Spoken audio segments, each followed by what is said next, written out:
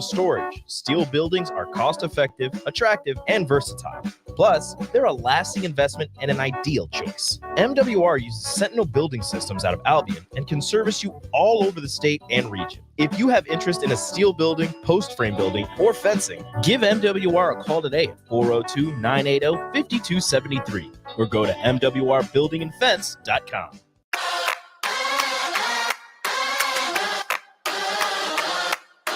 This is a presentation of the 2024 NSAA State Baseball Tournament on 93.7 The Ticket and theticketfm.com. State baseball coverage is powered by Mullen Motors, Next Ag Appraisal and Realty, Members Owned Credit Union, Empire Fence and Netting, High Electric, and Union Bank and Trust. Now, calling all the action, here's Nick Sainer. We are back here at Warner Park on a Friday afternoon. It's a beautiful day for baseball and a beautiful day for a Class B state championship game at Warner Park. Nick Sainer alongside, to my right, Austin Orman. Austin, Norris and Gretna East. This is going to be a good one, building up to our second game of the day, the Class A championship between Millard West and Lincoln East. First, let's talk about these two as we appreciate Ben back in our 93.7 The Ticket Studios pushing all the buttons. Gretna East, a 3 seed. The 2 seed Elkhorn North was eliminated earlier this week. Norris has looked dominant all week long. They absolutely have. We were there for Elkhorn North getting eliminated. We saw that happen. They were on the verge of making it out of that losers bracket, at least setting up a game against Gretna East for the right to face Norris. But, Nick, Elkhorn North fell apart, right? Credit Gretna East then for taking care of business, right? When the higher seed in their half of the bracket went out, Gretna East said, thank you very much. Took their trip to the state championship game with really no issues, right? Maybe it wasn't the smoothest ride, but they made their way through the bracket unscathed. Here they are against Norris. And, Nick, we talked about it at least once, Norris and their revenge tour, right? Norris has looked all week like they have something to prove, like they're not just here playing baseball, like they're here with a purpose. Your pitching has been good. The offense has maybe even taken a step forward from where it was late in the regular season. It's hard to see Gretna East beating Norris, playing the way that Norris has played, but that's why we play the games, right? A team like Gretna East in its first state appearance, imagine the story and the legacy that these young men would leave if they managed to take down a motivated team like Norris. Well, I mean, let's talk about it, right? You mentioned Gretna East. They kind of controlled their bottom half of the bracket, especially once Elkhorn North was eliminated. Gretna East started the week last Saturday against Plattsmouth, beat Plattsmouth 5-4. It was a close one. Got a little scare, but then we're able to beat Elkhorn North in the Monday night game to make it 2-0, put, as we talk about so often, in the driver's seat. They were able to knock off Elkhorn North, and then they handled Blair pretty handily, on Wednesday, rather. So when you look at Gretna East, it's a contrast of styles between these two teams. Gretna East isn't going to probably overpower an opponent with power at the plate, like we see maybe the Norris Titans do with some of the guys. Nobody on their team has more than 1 home run on the year. Just 3 guys have hit a home run in Curran Boswell, Nolan Green, and then also Carson Herman. Herman getting the start in the cleanup spot today. That's the way, though, that Gretna East can win this game. Play their type of baseball. The wind is blowing out heavily to left field, which certainly I would imagine favors Norris a tad, but if Gretna East can do the little things, we can see this be a 3-1 ball game. Gretna East has a chance to win this if it stays below 5 total runs. If it gets into the 7, 8, 9 type of run ball game, this is Norris's all day. I think you're onto something there, Nick, because so often in high school baseball, it's about who makes fewer mistakes, more so than who makes the big flashy plays, who hits more doubles to the gap, who steals the extra base potentially. And that's where a team like Gretna East, I think, needs to focus in and really can focus in because they don't have to do anything special. Yeah. But right now it would be special if they managed to put together 7 strong innings and maybe walk out of here as state champions. But this is a team, Nick, with no seniors on the varsity roster. And it makes sense for such a young school and such a young program. But for such a young team, if I'm head coach Daryl Everhart, the message is, guys, just focus on the fundamentals. Just focus on the little things, right? We're not asking you to go toe-to-toe with Cale Fountain. We're not asking you to get into a home run derby with him. We're asking you to get under your fly balls, work behind him, work through him, hit your cutoff man. We're asking you to body up on a baseball, square it up. We're asking you to remember your approach at the plate. If Gretna East, for as young a team as it is, keeps its composure and keeps its head, That's the way they stay in this game and make it interesting late. Well, and to mention, I mean, keeping composure for teams that frankly aren't supposed to be here. Not saying that about Gretna East. Lincoln Northwest is the perfect example, right? Lincoln Northwest had an incredible run in the Class B state tournament this year, and a lot of it was because they played their type of baseball. They kept it clean. They didn't make some silly mistakes. And I was even listening to I had some memories pop up on my social media today of last year when Grand Island, who was the 8th seed in Class A, knocked off Millard West, who was the eventual Class A runner-up last year, and also a team that we're going to see later tonight. And the reason I said in the highlight the score line, and it was Millard West had 5 errors and Grand Island 0. That is the way that Gretna East is going to win this game today.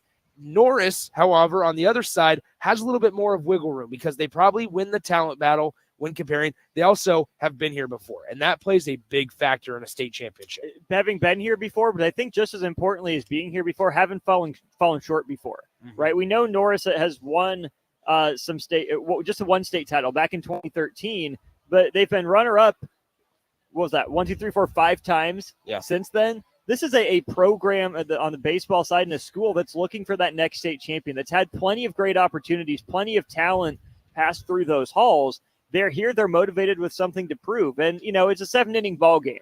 It's a lot of time, but it's really not. The first inning will tell you a lot. And I hope, Nick, that we're in for 2 good games that come down to the wire. I hope we see the contrast of styles come out. And I'm looking forward to a great afternoon and night of baseball. We are expecting a lot of people here at Warner Park. Last year is at Tal Anderson Field. This year at Warner Park, simply just because the Storm Chasers not in town this weekend. So they were able to use the big park. Class C game had a lot of fans here for the noon first pitch. Malcolm with a walk-off victory. Let's hope we have something similar here in this one. We can't preview Norris without talking about Cale Fountain. We'll say his name along with Tyson Lewis later tonight. A plethora of times people are going to have it ingrained in their minds by the time we're off the air tonight around 10 p.m. or so. But Cale Fountain has a chance to really cap off his high school career, eventually go to LSU, put kind of something for Cale Fountain, who the senior, future LSU guy, potential draft guy if he really has a really strong summer, but ultimately head to SEC country with a state championship under his belt. So few players get the opportunity to write their story the way they want to at the end of their careers. Cale Fountain has the chance to do that.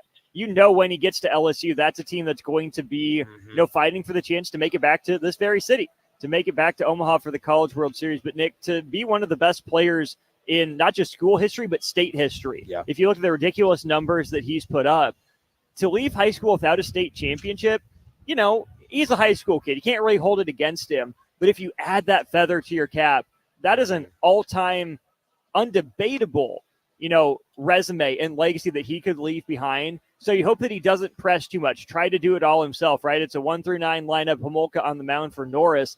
Cale Fountain doesn't have to do it all himself, but a game like this will absolutely reflect on him as people think about him in the years to come. Yeah, Cale Fountain coming into the state tournament, hitting over 500, 5 home runs, 26 runs driven in, 33 hits in 65 of his at-bats coming into the state tournament here this week. When we come back, let's preview who's going to be on the bump for each side, for Gretna East and for the Norris Titans. When we return from Warner Park, we are just under 5 minutes away from first pitch here in the Class B state championship game between Norris and the Gretna East Griffins when we come back on 93.7 The Ticket.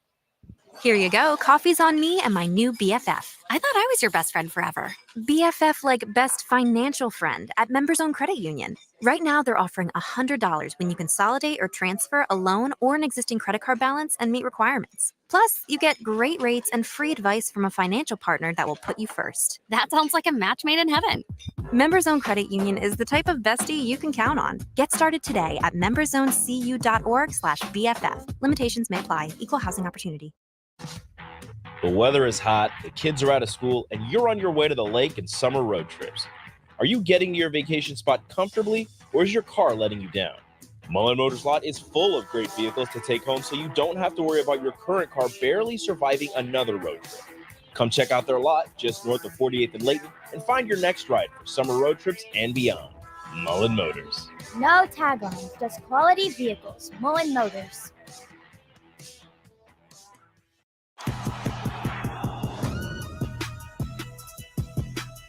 Nick Standard, Austin Norman back with you from Warner Park in Omaha as plenty of people filing in here just moments away from first pitch between the Titans and the Gretna East Griffins. A lot of folks choosing to sit in the shade today. Breezy day at Warner Park, blowing directly out to left field. Let's get you ready for the just a couple minutes away for first pitch. Tell you who's on the mound for each side. For Gretna East, first of all, it'll be number 3, the junior pitcher, Trevor Cox. Trevor on the season, 3-2 record, 3.40 earned run average. For Norris, a guy that actually Austin and I got to see on Saturday. It is in the form of Colton Homolka. Homolka on Saturday against Lincoln Northwest went 3 innings, 5 strikeouts, 2 hits allowed, 3 walks, and 2 earned runs. So we've seen Homolka. We haven't seen Cox yet in the state tournament, but that's something that we always talked about, right? Both of these teams were able to be 2-0, firmly in the driver's seat of their respective bracket in Class B. They should be good to go, right? They got the rest day yesterday. Bullpen arms should be aplenty. They should have no issue getting through a 7-inning game. That's such a big part of the state tournament, Nick, whether it's, here you look at a conference tournament or even like a College World Series regional. One of the key factors for a head coach or a manager is, how do I use my pitching staff? Today, everyone that's under pitch count ought to be available. Yeah. And there's a very fine line. This goes to the art of managing more so than the science of, if my guy is starting to work himself into a jam, do I ride with the guy that I gave the ball to start? We know starting pitchers set the tone regardless of the level of baseball. They're supposed to be your best, right? I think these are 2 really good pitchers that we'll see. How much do their respective head coaches trust them to work out at jams? And how do they get their bullpen ready to go? Because there's that very fine line between pulling a guy too soon or too late. So a team like Norris, Coach Bartholomew, who's been in this stage before, you would like to think that he has maybe a tactical advantage and knows his guys. But on the flip side, for Gretna East and Coach Everhart, prove that you got it. Prove that you're the man in charge for a reason, and prove that not only do you understand the game of baseball, but your players. So when a guy does run into trouble, hey, what's the matchup? Do we trust him? How's he been looking? I want to let it ride with my guy, but I also have to do what's best for the team in the pursuit of a state championship. That is right. It is the new kids on the block, Gretna East, in their first state tournament appearance. They have a chance to win it all today in just a few moments against a team that's been here quite often recently, but also hasn't won a state title since 2013 when they were able to knock off Pius X High School. So it's Norris, the number 1 seed in Class B, with a record of 21-5 against the Gretna East Griffins and their 17-7 mark in the 2024 campaign. We'll be right back in just a few minutes with starting lineups and first pitch here in the Class B state championship game on 93.7 The Ticket and theticketfm.com. Discover the difference that expertise and experience can make in your real estate journey with Next Ag Appraisal and Realty. Whether you need an appraisal, sales, or farm management, Next Ag comes up with a solution with your legacy and goals in mind. Next Ag isn't just their name, it's your future. So why wait? Visit their website today at www.nextagrealestate.com or give them a call at 402-380-0432 and turn your dreams into reality. Your land, your legacy, their solution. Next Ag Appraisal and Realty. Your home is your empire. Protect it with Empire Fence. Get a free instant quote with the online estimating tool at empire-fence.com. See an upfront estimate with no hidden fees. An Empire Fence can provide privacy and improve the appearance of your home. Keep kids and pets in or out of your yard. Increase security and add value to your property. Visit empire-fence.com now to view the stylish and maintenance-free possibilities for your home and get a free instant online quote. Let Empire Fence protect your empire. Ever wish you had another light switch on the other side of the room on a dark night? How much better would you sleep at night if you had a ceiling fan in your room? The High Electric Service Department is here to make your electrical what-ifs a reality. Whether you're looking to replace some outdated light fixtures or brighten up your counters with under-cabinet lighting, High Electric can handle all types of residential electrical installations and services. Give Erica a call at 402-466-6606 or visit high-electric.com to get started. Early break with Sip and Jake. Harvey Perlman was there. Hey, Harvey's there. Harvey sidled up to me and said, Sipple, a little out of context. So I was driving back. I called Pelini and I told him what Harvey said. He goes, Sipple, You should have told him anytime he's not near a sewer, he's out of contact. Whoa! Early break with Sip and Jake from 6 to 8 every weekday morning on 93.7 The Ticket. 3 feet. I'm Trooper Ollie with the Nebraska State Patrol. Oftentimes, 3 feet is all we have when working on the side of the road. When you come across an emergency vehicle working roadside, Nebraska law requires drivers to move over or slow down if you can't move over. For all of us who perform our jobs on the road, help us out and move over. This message is presented by the Nebraska State Patrol and the NDOT Highway Safety Office. At Union Bank, people don't have your money. Your money has people.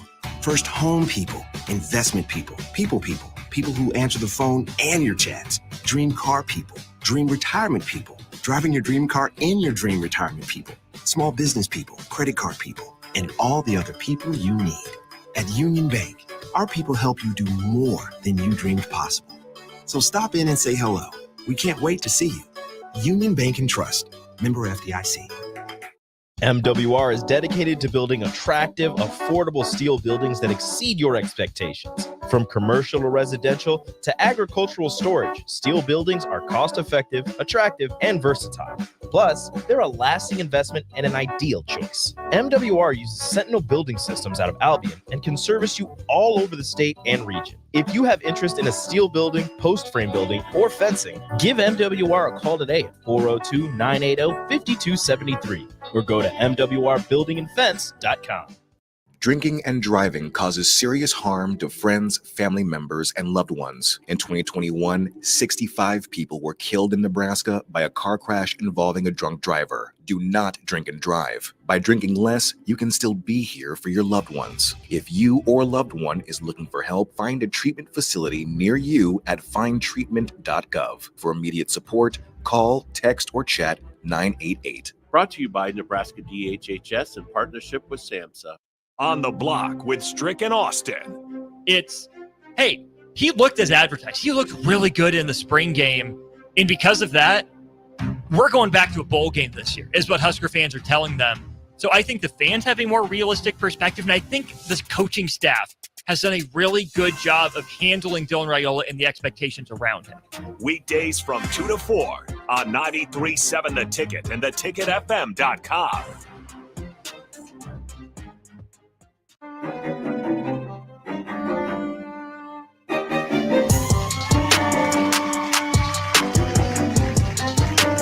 Nick Standard, Austin Norman, back with you from Warner Park here in Omaha, just moments away from the number 1 seed Norris Titans up against the number 3 seed, the Gretna East Griffins, here in the Class B state championship game. We are about ready to hear introductions. They'll go through the entire roster and coaching staffs. While we do, Austin, we're a little delayed, obviously. First pitch was scheduled for 3:30. We're not at 3:34, and we're not quite there yet. But there's a reason for that, right? They started the publicize, the outreach and recognition of Class state or just state baseball in general, as I try to fumble through my words here, has been so much better over these last couple of years, right? TV crews are here, and the game is on TV for the people that are at home. And if you're not, we appreciate you guys listening to us here, or even if you are at home. But it's such a good thing for the sport. We see it with soccer. We've seen it with baseball. Other sports are now getting televised for the state championships. It's not just football and basketball. And it needs to be more than that, right? There's a lot of talent in the Nebraska prep ranks throughout the sports, right? It makes sense that in what I would still consider a football state, the football is televised. Basketball, sure, absolutely. But baseball and volleyball are the two under-the-radar gems I think have really deserved a lot more of that publicity. I'm glad they're getting it, right? You see, dozens and dozens of kids not just going to college, but sometimes D1, from across the state. So to be able to have these games not just played at a place like Warner Park, but to have them televised across the state, even if it's just the state for now, the more you publicize it here, the more that they're on TV here in the state, the more attention you draw to it. And then, if you get a Tyson Lewis, who's an MLB draft prospect, a Cale Fountain, a guy like that, it won't matter if it's Class A, Class B, or even the Class C game that we were not able to do. It deserves to be on TV because there's a lot of tremendous athletes across the state that deserve their moment in the sun because of just how talented they are. Well, and that's the thing, right? Is we've seen as we've been here throughout since last Friday, frankly, is we've seen coaches at all levels coming out here recruiting guys. This is a great opportunity for some of these players to get noticed from coaches playing on the bigger stage, on a bigger field, obviously. But also, we've seen Creighton, we've seen Nebraska. I saw Doane coming in here as well. Obviously, a lot of these schools around it. But for goodness sakes, on Thursday's game against for Millard West, there's 24 MLB scouts here watching Tyson Lewis. Certainly, right? We talk about those really talented guys that are going to draw more eyeballs. But ultimately enough, it's good for the sport, good for everybody else on those rosters to just get the notice. It absolutely is, especially in the high school ranks. So much of baseball recruiting, volleyball recruiting, and more football recruiting, even basketball, like so much of this recruiting is done in the off season, right? Very rarely do you see scouts and coaches at high school games. They go to the summer showcases where they can see more prospects at a time. I get it. Resource allocation and stewardship are, worthy goals. But at the same time, there is great competition in the Nebraska prep ranks for regular season games. So, yeah, you can see more prospects if you go to camps, if you go to showcases, if you watch a travel team for any of these sports. But the baseball, the volleyball, the basketball, the football are improving. The baseball and volleyball have been good for a really long time. Yeah. So, yeah, I get it. That's where recruiting has traditionally been done. But I hope that, again, by having more of these games on TV, by getting more, even if it's just local coaches out to a state championship game, it makes it, simpler for kids who might not have the ability to go to these showcases, might not have the ability to play on these travel teams, or to play a different sport out of season, play for their Legion team instead of a travel team, right? Get out to these state tournament games, these state championship games, and get eyes on the prospects here. Let's get you rolling with the starting lineup 1 through 9 for the Gretna East Griffins. They're facing Colton Homolka on the mound. Homolka on Saturday against Lincoln Northwest. 3 innings pitch, 2 earned runs on 2 hits, 5 strikeouts, 3 free passes for the Norris pitcher, Colton Homolka. He gets the start of the bump against the Gretna East lineup. The Griffins, 17-7 coming into the season, or coming into the state tournament, rather. They knocked out Platt Smith. They also beat Elkhorn North, and they knocked off the Blair Bears in Wednesday's semifinal game to get here on the state championship turf. Gretna East starting lineup looks like this. Number 5, starting at second base, it'll be Tyler Cox, the junior, hitting .290 with no home runs, just 4 RBIs for the Gretna East leadoff hitter this season. Hitting second, number 11, Easton Leahy, a junior, also .338 average on the year, 22 runs driven in, same amount of hits as he has, his 22 hits on the 2024 season. Hitting third for the Griffins, number 7, the starting shortstop, it'll be Nolan Green, hitting .317 on the season. He's one of 3 Griffins players to have a long ball here in 2024. Cleanup, it is number 10, the catcher doing the catching, Carson Herman, hitting .254 with another home run and 21 runs driven in. Hitting fifth, number 2, Curran Boswell, an outfielder, gets the start in right field. Hitting 6th, it'll be number 1, Jensen Albers. Albers patrols center field today, hitting .326 on the season. Hitting 7th, the starting third baseman, number 6, Tanner Erdkamp. Erdkamp, .203 average, 11 runs driven in, 12 hits and 59 at-bats for Erdkamp. And rounding out the Gretna East lineup, hitting 8th is going to be number 16, the starting first baseman, Colton Nicholson. Nicholson, just a sophomore, hitting 8th in the lineup, getting the start at first base. And rounding out the batting order for Gretna East, number 12, the starting left fielder, it'll be Seth Craigle. So there it is, 1 through 9. Most importantly, it'll be Cox, Leahy, Green, and Ehrman to start. Similar looking lineup for Norris as they have Cale Fountain in that 2 spot. We talked about that on Saturday. A lot of programs, a lot of professional organizations are moving towards that, where they have one of their best hitters in the 2-hole. Cale Fountain gets the start, hitting second. It is Crew Moeller hitting cleanup today. Jacob Hood hitting 7th. Bryce Fountain, Cale's younger brother, gets the start at first base. He hits 8th in the lineup. And then Alex Small, doing the catching today, gets the 9th spot in the Norris Titans lineup. He had that go-ahead RBI single against Lincoln Northwest on Wednesday. So we're just moments away here from Norris and Gretna East. Coaches are having the conversation on the mound. We'll step aside when we come back. It'll be first pitch time from Warner Park here in the Class B state championship game on 93.7 The Ticket. Here you go. Coffee's on me and my new BFF. I thought I was your best friend forever. BFF like best financial friend at Members Own Credit Union. Right now, they're offering $100 when you consolidate or transfer a loan or an existing credit card balance and meet requirements. Plus, you get great rates and free advice from a financial partner that will put you first. That sounds like a match made in heaven. Members Own Credit Union is the type of bestie you can count on. Get started today at memberzonecu.org/BFF. Limitations may apply. Equal housing opportunity. The captain, Vershawn Jackson. Now you can pre-order EA Sports College Football 25 for the release date of July 19th. Who would be your top 3 Huskers to put on the cover, past and present? Tommy, Sue. I would put Lawrence Phillips, me personally. I would put Tom Osborne on another one. I think that'd be good. And then I would put Dylan and Tommy back-to-back on the cover. I love it. How's that sound? Before he takes his first snap. Exactly. That's right. The past, the future. That's right. Passing the baton.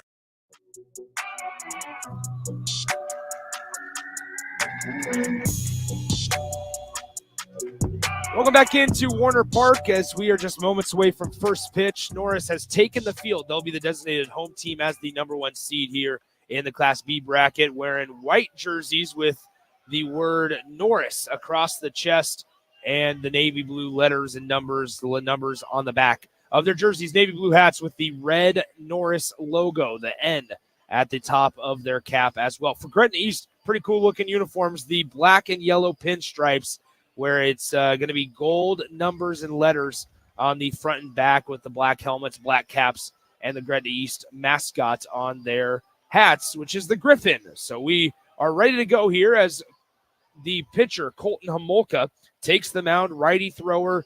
Mentioned it earlier. Once again, 3 innings pitched on Saturday in Norris's opening round game. We always find it fascinating, Austin, where it's, do teams throw their best guy that they would want to throw in the state championship? And obviously you can't plan ahead. You don't want to assume that you're going to make it before you actually do. But a little of that strategy does come into play. And for Coach Bartholomew, we saw it. They threw their ace, which is in this case Homolka, on Saturday in game 1, and here he is in the state championship. And it worked out perfectly for them to throw him again in the state championship game. This is exactly how you would draw it up, is to throw your best guy twice. Make it through the middle game. I mean, not like Norris has a dearth of pitching, right? There's a lot of really good, really talented arms for the Titans, but Homolka's been the guy for them all year to be able to throw him in the opening round and then to have him available again for as many pitches as, he's legally allowed to throw, that 110 mark. That's a huge boon. That's a huge leg up, I think, for teams that are able to get the best of both worlds. 110 is that limit. You can finish the batter if you do go over that 110. And so if you started it with 109, you can go over it if you that batter is your last batter of the day. But we'll see if we even get there. Step into the box will be number 5, Tyler Cox. And the first pitch of the Class B championship game swung on and missed for strike 1, 0-1.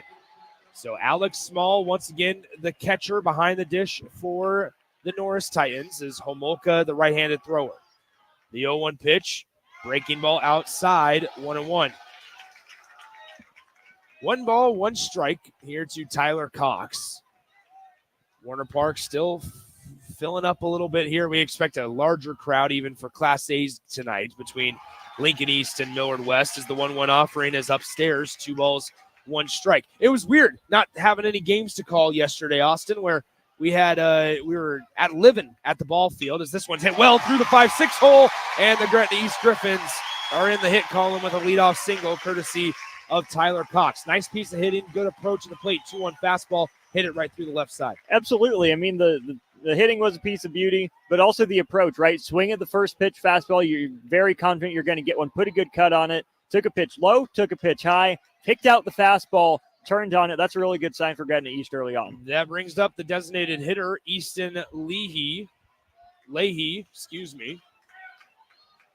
Easton on the year, 338 average. He shows bunt. Bunts it down the left side. It's fielded by the pitcher, not even going to look at second. And Leahy does his job and sacrifices Cox over to second base for out number 1. That's what we talked about pregame, right? Doing the little things, not only not committing errors in the field, but also getting butts down, moving guys over, doing your job as a hitter at the plate. That's how Gretna East is going to stay competitive in this game. If Homolka gets that ball a step sooner, he might be able to fire it down to second base, at least have a chance at it. But this is exactly what you're looking for. This is the start you drew up if you're Gretna East. So no score yet. First pitch of the at-bat to the shortstop, number 7, Nolan Green, is a breaking ball in there for a strike. 0-1. Got distracted. A fan down below had bird poop on them. Oh, no. Pooped on by a bird. And so a good start, but it was a Gretna East fan. We'll see if that's good luck for the Griffins. The no balls, 1 strike count here, 1 out in the top of the first. Breaking ball, roll over to second base. A little bit of miscommunication at first, but Colton Homolka is over there to cover the first base bag. It is 4-3 on the putout for out number 2. On that, Cox advances from second to third. All right, now if you're Alex Small behind the dish, body up. Everything in front of you. You don't want to give Gretna East a free run. If you can get out of this inning, if you're Norris, with allowing the leadoff single, not having him come around to score, that's a tone-setting inning from your ace Homolka. It is the cleanup hitter, Carson Ehrman. Ehrman, a sophomore, hitting .254 on the year, 21 runs driven in. Breaking ball inside part of the plate, strike 1.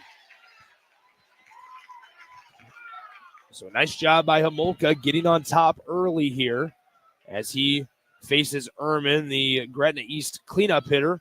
No balls, 1 strike. The pitch from the righty Homolka, breaking ball, buckled the knees of the cleanup hitter for Gretna East, and it's quickly no balls, 2 strikes, 2 outs here. Top of the first inning in the Class B state championship game. Homolka trying to work around a leadoff single by Cox, the starting second baseman.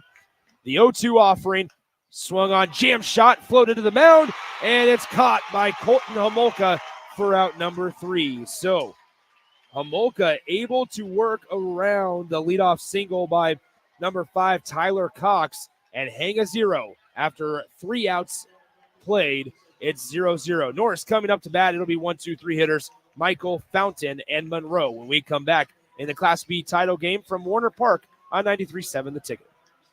At Union Bank, people don't have your money. Your money has people. First home people, investment people, people who answer the phone and your chats, dream car people, dream retirement people, driving your dream car in your dream retirement people, small business people, credit card people, and all the other people you need. At Union Bank, our people help you do more than you dreamed possible. So stop in and say hello. We can't wait to see you. Union Bank and Trust. Member FDIC. MWR is dedicated to building attractive, affordable steel buildings that exceed your expectations. From commercial or residential to agricultural storage, steel buildings are cost-effective, attractive, and versatile. Plus, they're a lasting investment and an ideal choice. MWR uses Sentinel Building Systems out of Albion and can service you all over the state and region. If you have interest in a steel building, post frame building, or fencing, give MWR a call today at 402-980-5273 or go to mwrbuildingandfence.com.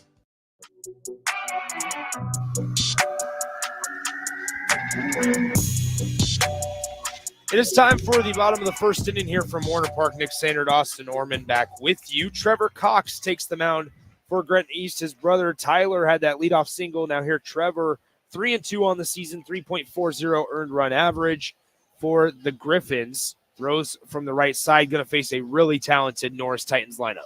That he is, Nick. And if you're Trevor Cox on the bump, you don't want to, mess around with this lineup, right? You can't throw meatballs over the middle of the plate. Location early and commanding 2 pitches early is going to be the key for him, right? Don't be afraid to pitch backwards, right? Trust what's got you here, but also it's a state tournament. It's a state championship game. You're going to have to do something you maybe haven't done before. We'll see what Trevor Cox has in his bag today. So the battery for Gretna East, it'll be Herman behind the dish, Cox on the bump, throwing from the right side. He'll face, to start off, the bottom of the first inning for Norris, their leadoff hitter, the starting right fielder, number 4, Logan Michael. As we play with the wind up here at Warner Park. A little bit of a windy day, blowing straight out to left field. The first pitch upstairs, ball 1, 1-0. It's going to be important for, as kind of to build off that point there, Austin, important for Michael to start, Cox to start ahead. You do not want to get behind in the count to these guys, but then also you don't want to put runners on for a couple of their hitters farther down the lineup. Cox has missed high with both of his first 2 fastballs. I'm taking all the way if I'm Michael, Nick. 2 balls, no strikes. The pitch upstairs, 3-0. So 3 balls, no strikes as Cox from the windup starts his motion to 3-0 on the inside part of the plate, strike 1. 3 balls, 1 strike here to the leadoff hitter for Norris, Logan Michael. The pitch on 3-1 is behind him, and that's a 5-pitch walk as Michael sprints down to first base. That's where Norris got in trouble back on Saturday. It was actually somewhat of a game for a little bit with Lincoln Northwest because Homolka walked a few Falcons hitters. If Gretna East wants to stay in this one, they cannot give up free passes as they'll throw over on a quick throw to first base. Michael is back in time.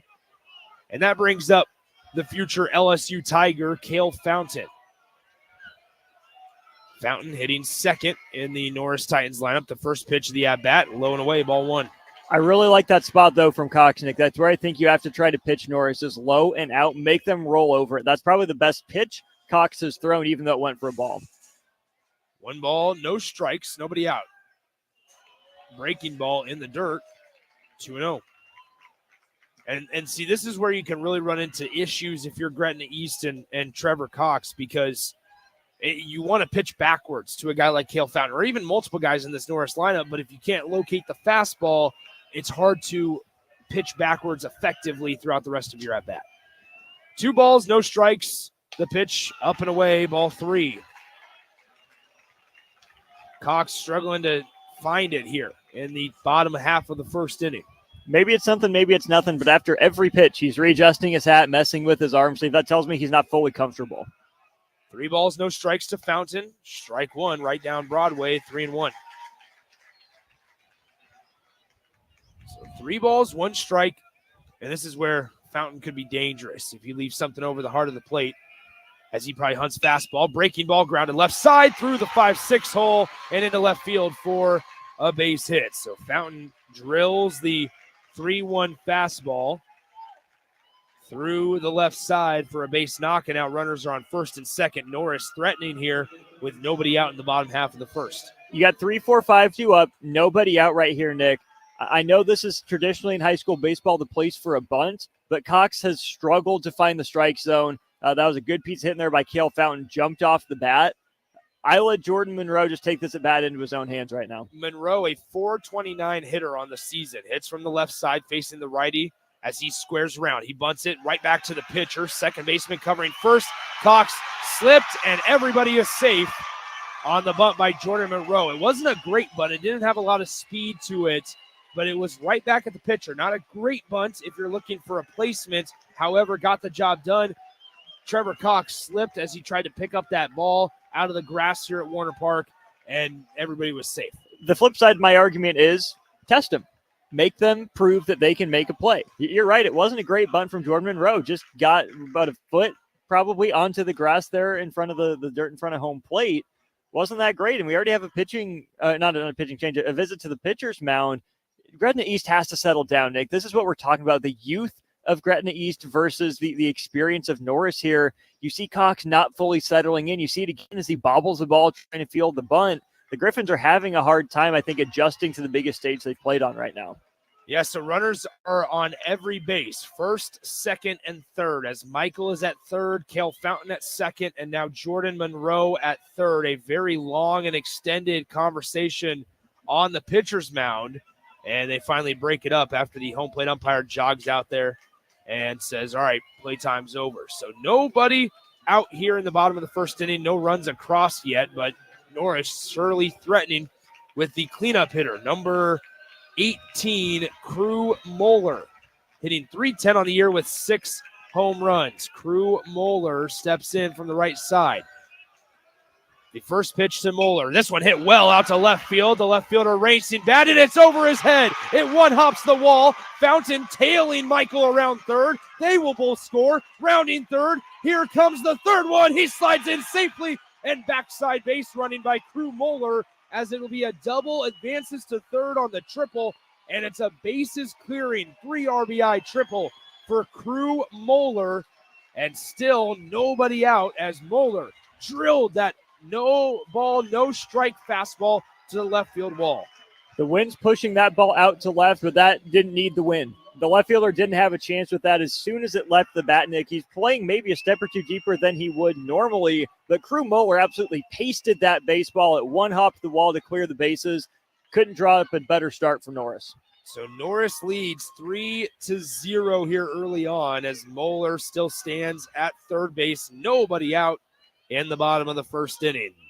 The first pitch to the 5-hitter, Logan White, swung on and missed, 0-1. So once again, it's a double for Moeller, and then he advances to third on the throw home as they could not get Monroe at the plate. The 0-1 pitch. This one hit well out to left center field. The left fielder racing back, and that one hits off the fence. It's down for another hit as Moeller will walk in to score. It's 4-0 and another double for the Norris Titans here in the bottom of the first.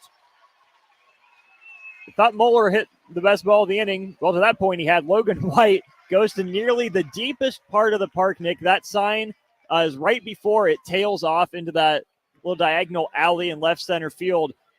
That fastball is over the middle of the plate. I like the approach from Norris, right? They're picking their pitches, and they're not missing them here in this first inning.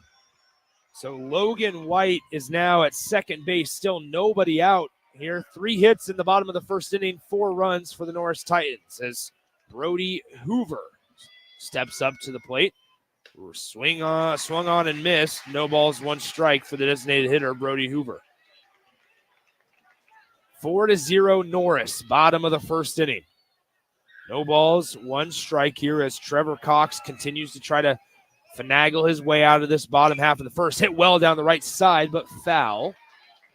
Late on the fastball there was Brody Hoover, but still put a good swing on it. 0-2 coming up. All right, if you're Cox, you're ahead in the count, 0-2. Make your pitch. Get the first out. Try to see if this can get you back on beam. No balls, 2 strikes, nobody out, bottom of the first. Brody Hoover steps in once again to face the 0-2 offering from Trevor Cox, who now steps off the mound and has to reset. Really good crowd here at Warner Park today. No balls, 2 strikes, runner on second base with nobody out. The 0-2 offering from Cox, low in the dirt, ball 1. To your point on the crowd, I don't mean this as a slight to Tal Anderson Field, but the call in baseball just feels so much more natural when you have some crowd behind you. You can feel the energy here, even through just, 1 inning. 1 ball, 2 strikes. Cox comes set. Fires home. Fouled back. Barely ticking that one was Brody Hoover, but he stays alive. 1-2 again. It's like Gretna East second baseman wanted the pick back to second base. I didn't think that White had too aggressive of a lead, but hey, if you can steal an out, steal an out. 4-0 your score. 1 ball, 2 strikes. Nobody out, bottom of the first. Brody Hoover at the plate. The 1-2 pitch swung on and missed. A good bounce back by Trevor Cox as he gets Hoover, the Titans designated hitter, down swinging. Brings up number 6, the starting center fielder today, John Hood. Hood hitting 7th in the Norris Titans lineup. Runner at second base is Logan White. He had an RBI double to score Crew Moeller, who had a bases clearing RBI double. John Hood, the right-handed hitter, facing the righty arm of Cox, takes ball 1 outside, 1-0. Cox is trying to live away since he's gotten burned. The 3 hits that were consecutive were all middle in. He's really trying to push that outside part of the plate now, Nick. 1 ball, no strikes. 1 out here in the bottom of the first. Cox comes set, looks back at the runner at second base, now fires a 1-0 pitch in there for strike 1, 1-1. Back to the crowd real quick. First of all, we got somebody in a Michael Myers mask down there. But second of all is I was talking to a couple of people at the gate today after Class C, and there was a lot of fans that were getting their tickets scanned out so that they could come back in either in the afternoon for this game or for our night game, right? So there's a lot of carryover fan base and just general baseball fans that are coming out to Warner Park today to see some baseball. 2 balls, 1 strike, 1 out here in the bottom of the first inning. Runner on second base, Logan White. John Hood, the batter. Swung on and missed on a breaking ball, low and away, 2-2. Norris has a chance to really put up a crooked number if they can keep this inning going. 4-0, you hear the Griffin fans behind us trying to get behind Trevor Cox as he comes set. Checks the runner at second, fires the 2-2, low and away, ball 3. And now you want to talk about pitch count as Cox's numbers starting to climb. 24 pitches already, and Nick, you did a good job getting the strikeout on Brody Hoover. You know the top of the order is talented. This will become a snowball inning if the bottom of the lineup pops up and gets Cox as well. 4-0 as he fakes the pickoff back to second base. White goes into second standing up. We'll still do it again at 3 balls and 2 strikes. 1 out, bottom of the first inning here at Warner Park. Windy day at Warner Park. Didn't feel like it was this windy earlier today, but it's certainly picked up and is blowing straight out to left field. The 3-2 pitch from Trevor Cox. Swung on and missed on an elevated heater. Nice job by Cox. It wasn't the best pitch location, but it got Hood swinging for out number 2. It's the bottom of the lineup, right? Maybe trying to do a little bit too much for Norris. They saw back-to-back hits, a couple pasted to the wall. They want to do it themselves, right? So using that aggressiveness, that desire for more against Norris, that's actually not a bad pitch there from Cox. So here comes Bryce Fountain as he hits this one well out to right center field, and that will be down in the outfield. Rounding third, scoring easily is White, and that's a 2-out RBI single for Bryce Fountain. Good piece of hitting there by the Norris Titans 8-hole as he took that outside pitch where Cox has been living, took it right back where it was and into the wind, for the matter of fact, still down in right center field. Didn't try to do too much. Like you said, he went with the pitch. Hood swung out of his shoes, very pull-oriented swing in his at-bat. Fountain did a good job of taking the pitch where it was and just depositing it for that 5th run of the inning. So the Norris Titans have put up 5 runs here in the bottom half of the first inning. They lead 5-0 over Gretna East as Cox comes set to the 9-hitter, Alec Small. Small, really talented basketball player, starting behind the dish tonight for the Norris Titans as he takes ball 1-0. The 1-0 pitch here from Trevor Cox swung on. This one's lined into center field, another base hit. As Fountain rounds second, he's motoring to third. The throw is going to be cut off, but nobody's at second base. The second baseman slides on over, and he is out. As it was a little bit of a discombobulated play, I don't mind the decision by Alex Small on the backside base running to get 2 runners in scoring position for the top of your order, as Gretna East could be caught lacking there. Nice job by the second baseman for Gretna East in Tyler Cox to scurry on over there. The shortstop made an accurate throw and tagged Alex Small for out number 3. But Norris certainly does a little bit of damage in the bottom half of the first inning. They score 5 runs and they lead 5-0 going to the top of the second inning here at Warner Park in the Class B state championship game on 93.7 The Ticket. Discover the difference that expertise and experience can make in your real estate journey with Next Ag Appraisal and Realty. Whether you need an appraisal, sales, or farm management, Next Ag comes up with a solution with your legacy and goals in mind. Next Ag isn't just their name, it's your future. So why wait? Visit their website today at www.nextagrealestate.com or give them a call at 402-380-0432 and turn your dreams into reality. Your land, your legacy, their solution. Next Ag Appraisal and Realty. Your home is your empire. Protect it with Empire Fence. Get a free instant quote with the online estimating tool at empire-fence.com. See an upfront estimate with no hidden fees. And Empire Fence can provide privacy and improve the appearance of your home. Keep kids and pets in or out of your yard. Increase security and add value to your property. Visit empire-fence.com now to view the stylish and maintenance-free possibilities for your home and get a free instant online quote. Let Empire Fence protect your empire.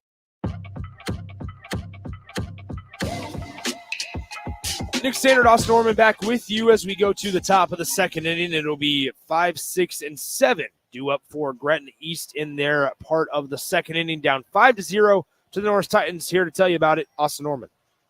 Into the second inning, it's 5-0. And Nick, this is where I think we see what Gretna East is made of, right? You're not probably going to get it all back in one inning, but this is where I think competitive plate appearances are going to be the name of the game. Leading off, it will be Curran Boswell. He's the right fielder for the Griffins. Jensen Albers, the center fielder on deck. Tanner Erdkamp, the third baseman in the hole. Colton Homolka out for a second inning of work. Fastball for strike one there. On the year, Curran Boswell, a .293 hitter. Drove in 10 runs as Homolka just misses with that pitch. It's 1-1 now. 2, 5-hole hitter Curran Boswell. Righty-righty matchup. Here's Homolka. That ball in the dirt. Good pick there by Alex Small behind the dish. Homolka working out of the stretch primarily like we saw against Lincoln Northwest. Cuts down on too many moving pieces. Homolka delivers cut on and missed by Boswell. Counts back even 2 balls and 2 strikes. Homolka holds that glove, tucks it in. Almost looked like he's carrying a football there, the brown glove. Set letter high. Delivers 2-2. That one poked to the right side. On it for Norris is the second baseman, Logan White. He flips over to Fountain at first base. 4-3. Put out first out of the inning. Homolka's done a good job today so far getting on top of hitters. Strike one, right? That's the most important pitch when you're talking about attacking some guys at the plate is getting that strike one. And Homolka's done a really nice job so far. That sets the stage for the rest of the at-bat when you can start at count 0-1. To your point, every batter he's faced so far has seen a first pitch strike. 15 pitches through an inning and a third, just a 10-pitch first inning for the Norris Titan ace, Colton Homolka. For Gretna East, now it's Jensen Albers wearing number 1. He's a sophomore, batting .326 on the year. He'll take a fastball for strike one. I like the crowd noise at Werner. I like the radar gun at Tal Anderson. It would be nice to see Homolka probably in the low 80s, as that looks like it'll be the first hit of the day. Yes, it is. Jensen Albers delivers into center field. Perfectly laced back up the box. 1-out single, Jensen Albers.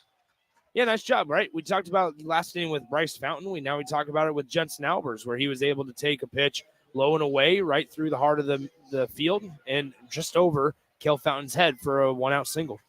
Second hit of the day for the Griffins. Tyler Cox made his way to third base after a sac bunt and moved up on a ground ball to the right side. This could be 2. Fountain flips to second.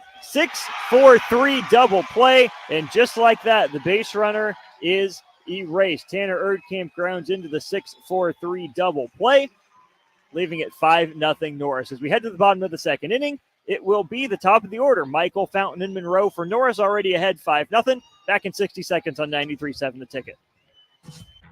The weather is hot, the kids are out of school, and you're on your way to the lake and summer road trips. Are you getting to your vacation spot comfortably, or is your car letting you down? Mullen Motors Lot is full of great vehicles to take home, so you don't have to worry about your current car barely surviving another road trip. Come check out their lot just north of 48th and Layton and find your next ride for summer road trips and beyond. Mullen Motors. No tag-ons, just quality vehicles. Mullen Motors.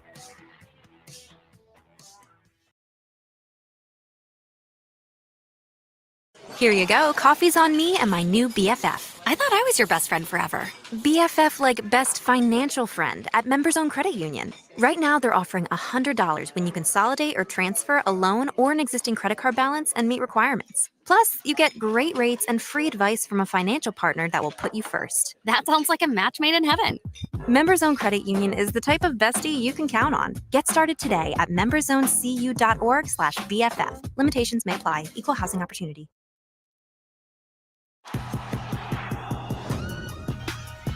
Bottom of the second inning, Norris leads Gretna East 5-0. The lineup has flipped over. Alex Small singled and was thrown out trying to advance to second base.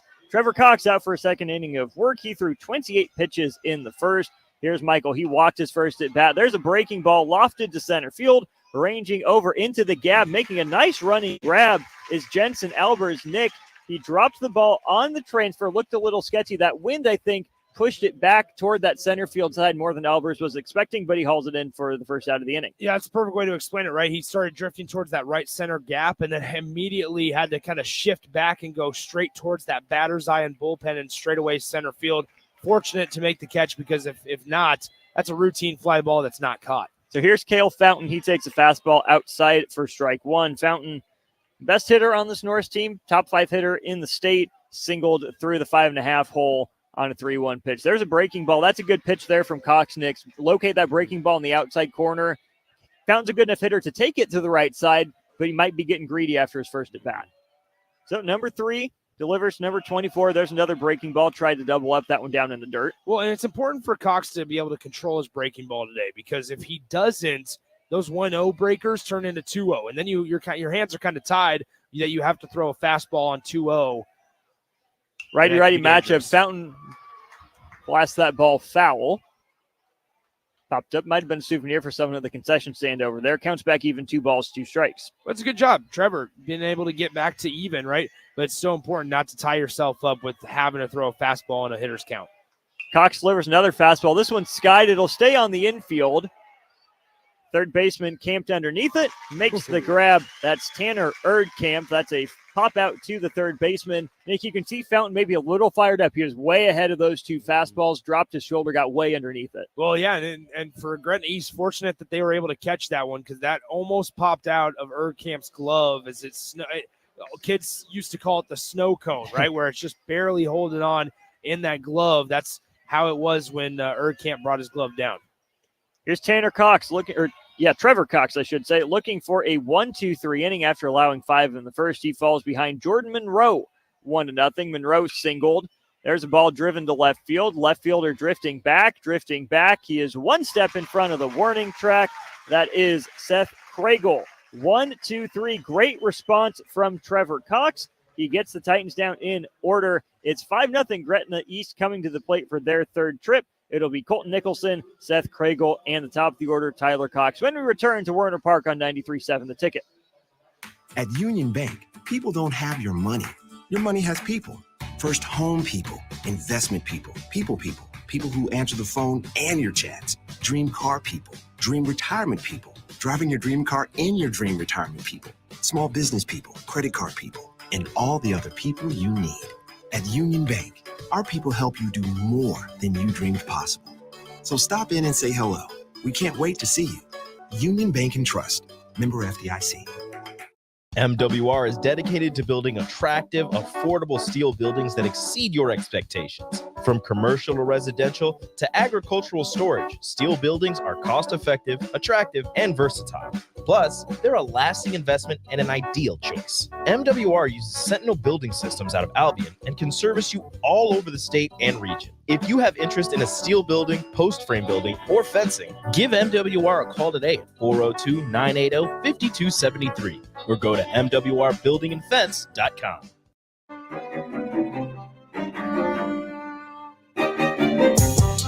No runs on 2 hits for Gretna East as the Griffins come to the plate. It'll be 8-9-1. I'm Austin Norman, turning the third inning over to Nick Sainer. Thank you, Austin, as we head to the top of the third inning. 5-0 your score. Norris out in front after putting up a crooked number in the bottom half of the first. Nice job, though, by Tyler Cox and Gretna East as they were able to put up a 0 in the bottom half of the second, as a little bit of miscommunication or technical difficulties with Alex Small behind the plate, earpiece, struggling to communicate here with the coach. Nick, while we have a second, I'm going to raise this point from that bottom of the second inning. Norris just made Trevor Cox throw 28 pitches in the first. They were extremely aggressive in the second. You have a first pitch out, you have a long at bat from Cale Fountain, and then Jordan Monroe also goes after the first pitch. Mm-hmm. You have a team on the ropes like that. You can't afford to let them back in the game by giving them such a quick inning. Yeah, I mean, I would agree. What I would also add in there is that's just kind of how Norris is, right? Aggressive, sometimes over-aggressive. We saw it on Alex Small trying to advance to second base. I think that, especially in a state championship game, it's so important to not lose track of your identity. Who are you? What got you here? And I feel it's that type of play potentially got Norris to the state championship. So Colton Nicholson steps up to the plate. He swings and misses at strike one. 0-1 from the right arm of Colton Homolka. As Homolka quickly ready to go again. The 0-1 pitch is low and away, ball 1. Nicholson getting the start at first base today. I will also say this, Austin. Times have changed. The flow coming out of the back of the hats and helmets is so important nowadays to be a baseball player. I would have never had that. It's the modern baseball look, right? I really think that's what it is. My wife doesn't like it when my flow gets that long, but if I was a kid in high school these days, oh yeah, that flow's going. If you got it, rocket as the 1-2 breaker, just inside off the corner, 2-2. That's a really good take, a really tough take. 2 balls, 2 strikes from Homolka. Up and in, almost hit him. 3-2. A righty-righty matchup. Nicholson, the 8-hitter in the Gretna East lineup. Homolka, the 3-0-2 pitch, swung on, hit well out to left field, and down for a leadoff single here in the top of the 3rd inning for Colton Nicholson. Nice piece of hitting there. And the Griffins have a runner on first base with nobody out. Nicholson has one of the widest stances I've ever seen from a batter in that right-handed batter's box. I'm impressed he managed to get that much oomph on that ball, given that it's really all upper body with a little toe tap. So nobody out here in the top of the 3rd inning as Nicholson stands on first base. The first pitch to Seth Craigle is up and away, ball 1. We talked about it with Cox in that first inning. Here's the same thing for Homolka. Don't let the bottom of the order beat you. 1 ball, no strikes here from Colton Homolka to Seth Craigle as the 1-0 pitch is right down the middle, 1-1. So just a reminder, approximately around 7 p.m. tonight, we'll have Class A action for you, Lincoln East and Millard West. That's going to be a doozy. Rematch of last year as Craigle squares, bunts it right side, fielded cleanly by Homolka, fires over to first in time for out number 1, but similar situation as we saw in the first inning. Gretna East, they do their job after a leadoff single, move the guy over, and now it's time for the top of the order in Tyler Cox to be able to get something in play and score a runner from second. Best bunt of the day, well placed down that first base line. Now you have the top of your lineup. Your 3 best hitters here all due up. If you're Tyler Cox, stay in your approach. So Tyler Cox, the starting second baseman, his brother Trevor on the bump. The first pitch of his at-bat, low and away, ball 1.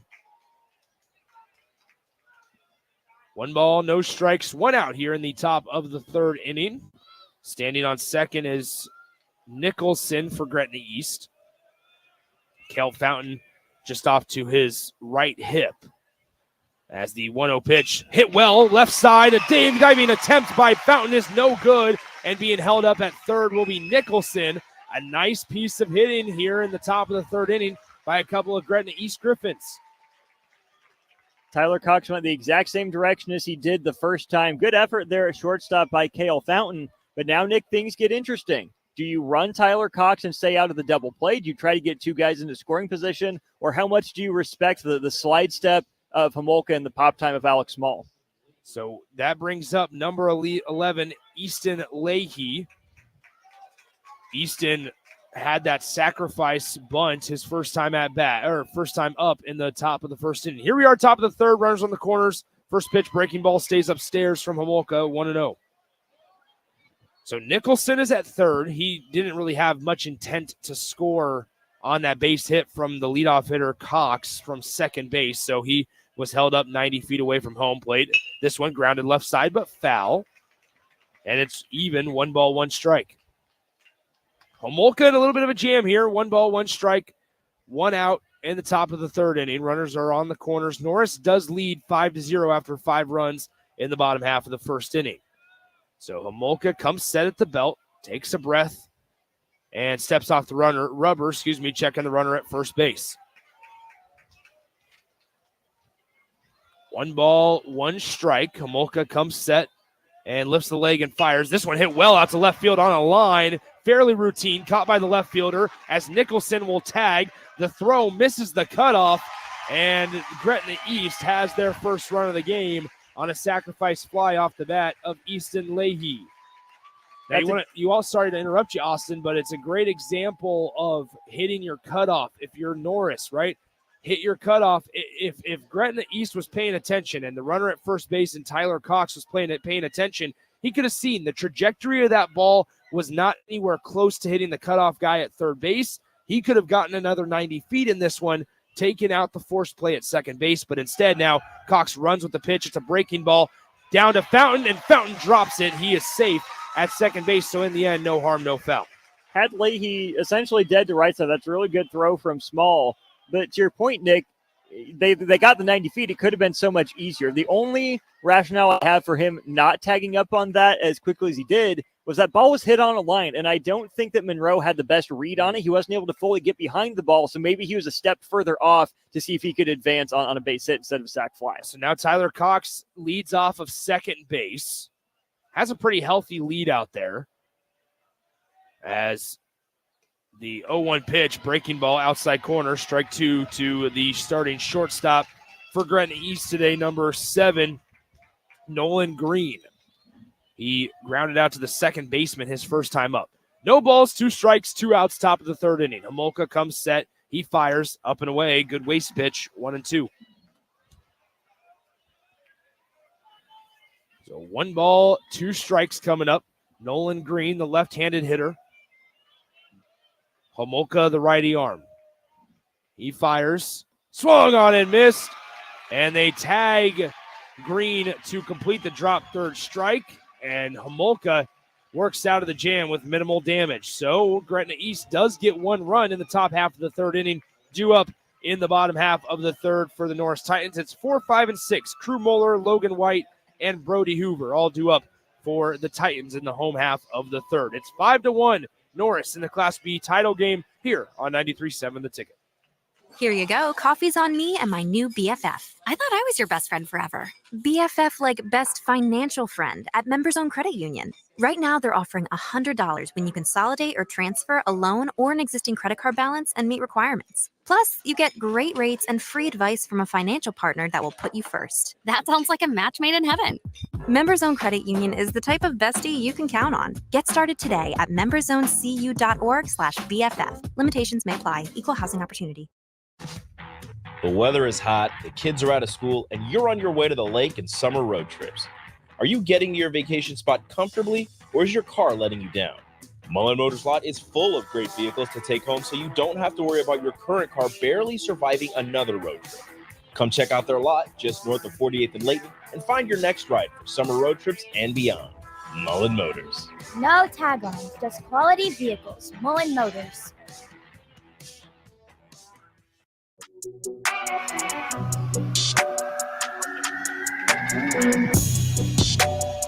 It is time for the bottom of the third inning here from Warner Park in Omaha. 5-1 Norris with a 4-run lead over the Gretna East Griffins. That brings up 4, 5, and 6 hitters in the Titans order to start. Crew Moeller, the starting third baseman, as he hits this one high in the sky, directly behind second base. The second baseman ranging over, and a diving catch as that one, he did not hang on. So the second baseman for Gretna East, Tyler Cox, unable to help his brother Trevor on the mound out, and he drops a routine fly ball. That's just another example, though, of how this wind can affect some of these baseballs that are hit high in the air. That's absolutely wind dated. That should have been routine. Improper judging of the wind leads to a leadoff base runner. Well, and that baseball probably started well into the second baseman's area and drifted over towards shallow center field into the left side of second base. That's why if you're Green, you can't give up on that ball, right? That was Cox's ball all the way, according to him. But if you're Green and you know the wind, call him off. The first pitch of the at-bat to Logan White, low and away in the dirt, ball 1. White had a double to score Moeller in the first inning. Millard West looks on in left field as they await to play later tonight in the Class A state championship game. The 1-0 pitch in the dirt bounced well in front of home plate. Good stop behind the dish by Ehrman, and it's 2-0. Great stop, poor ball dirt read. Read the breaking ball, read the trajectory down out of the hand, and get a jump on that, right? Make Ehrman try to throw you out at second base. 2 balls, no strikes, nobody out here in the bottom half of the third inning. The Griffins were able to put one up in the top half of the third. It's 5-1 Norris. The 2-0 pitch, fastball, inner part, 2-1.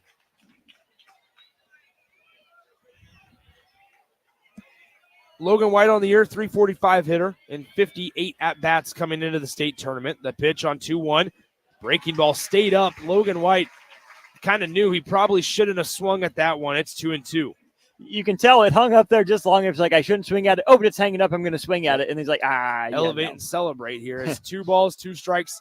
Nobody out here in the bottom half of the third inning. The pitch from Cox, breaking ball, fought off to the right side, foul. We'll do it again at 2-2. So 2 balls, 2 strikes. Nobody out here in the bottom half of the third. Standing in the on-deck circle is the designated hitter, Brody Hoover, as Logan White, the right-handed hitter, faces the right arm of Trevor Cox, excuse me.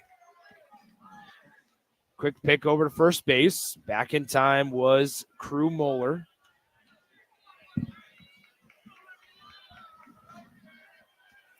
Two balls, 2 strikes.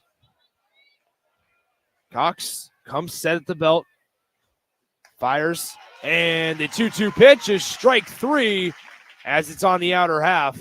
And so nice job by Trevor Cox ringing up Logan White on the fastball, on the outer part of the plate. Goes down looking for out number 1. That brings up Brody Hoover, the designated hitter. Brody struck out swinging his first time up. 1 out here in the bottom half of the third. The pitch, low and away, good back pick there by the catcher Herman. And it's ball 1, 1-0. 5-1 is your score. Norris leads by 4 runs. They've also out-hit the Griffins 6-4. Quick pick over to first base. Moeller back in time.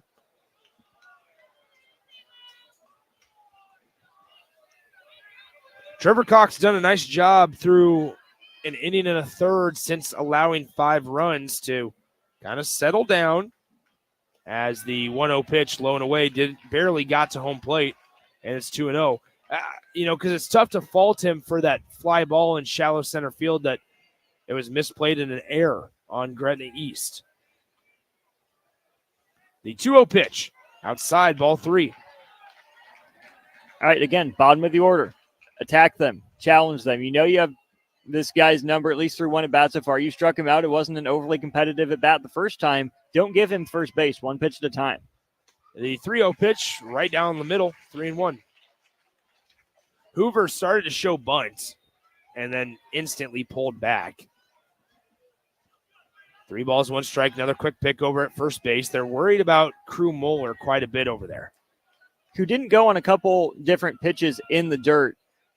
3-1, I don't think that's a time you send a runner necessarily. 3 balls, 1 strike to pitch. This one hit well by Hoover. As the center fielder comes on, he dekes the runner at first, fires it to second. It was an inaccurate throw, and so sliding into second safely is Crew Moeller. Base knock. That was a good use of the deke. Flashing the glove, show the hit runner at first base. I got it. I'm going to catch it on the line. It caused Crew Moeller to stop.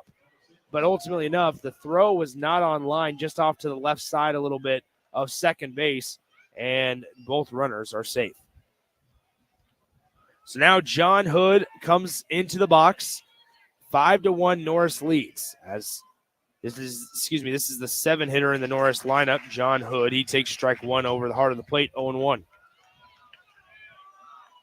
First baseman creeping in. He's on the cut there, the closer edge of the grass, expecting a bunt. No balls, 1 strike, 1 out. Bottom of the third. Runners on first and second for Norris as Hood swings and misses at that one, quickly 0-2. Hood struck out swinging on an elevated fastball his first time up. We'll see if Gretna East can go there again via the use of the scouting report. No balls, 2 strikes. Cox comes set, looks at the runner at second base. The runner goes off of timing, elevated fastball, throw down to third, not even close. And he is safe at third base. That was a pure timing jump. Cox can't get into a routine here, as that's such a beautiful play from a base runner's perspective, though. You time up a pitcher time and time up again, and finally you're saying, okay, this next pitch I'm going to go. Trust the scouting report and trust the routine that Cox is in. 1 ball, 2 strikes. Here's the pitch. Hits the outside corner on a breaking ball, and John Hood is down with a backwards K. So, Austin Hoover advanced to second, by the way, on that steal. Moeller into third. 2 outs here for the 8-hitter, Bryce Fountain, who singled. Out of the inning yet. I love the base running from Norris, but the whole point of that is if you're John Hood, you don't keep the bat on your shoulder. Punch something through the right side instead of just going down looking. As Bryce Fountain takes strike one, 0-1. So runners are on second and third here for Norris in the bottom half of the third inning. 5-1 they lead. Bryce Fountain at the plate. The pitch. Breaking ball outside, 1-1.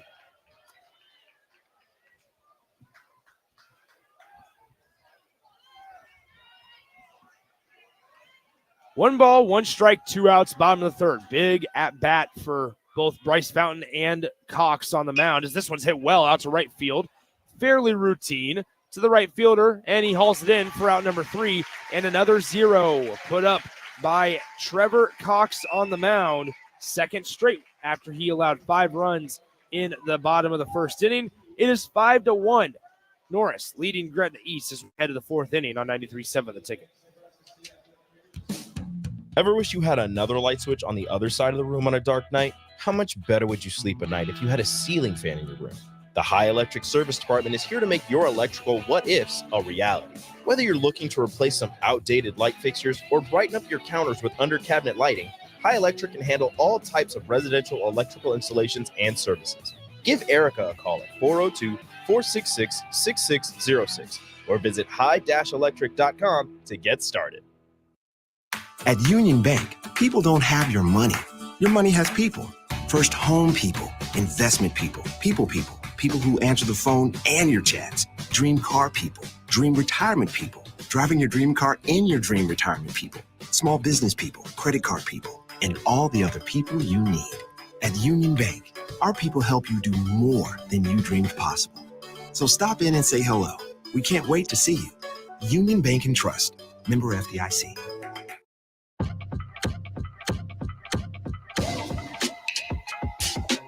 Welcome back in, top of the fourth inning, 5-1 your score. Norris out in front by 4 runs over Gretna East here in the Class B state championship game. Here to tell you all about it, Austin Orman. Colton Homolka, 36 pitches through 3 innings. He's back out there for the fourth. Norris convening the infield around the back of the pitcher's mound, playing a little bit of pepper there, flipping the ball back and forth between each other. Homolka will toe the rubber, stepping into the batter's box. Leading off the fourth inning will be Carson Herman. Herman doing the catching today. He got jammed, ball off his fist that floated out to Homolka to end the first inning. On deck will be Curran Boswell, the right fielder, and then Jensen Albers, the center fielder, in the hole here in the top of the fourth. 5-1 Norris. Homolka, the righty. Herman, the righty. Homolka set. First pitch, a breaking ball just high. Ball 1. Homolka has certainly commanded the fastball better than the breaking ball, but he's found the bender when he's needed it. There's a fastball also high. Now Herman jumps ahead in the count. 2 balls, no strikes. Herman on the year, a .254 hitter. Second on the team, 21 runs driven in. He leads out the inning. Thought about a high fastball.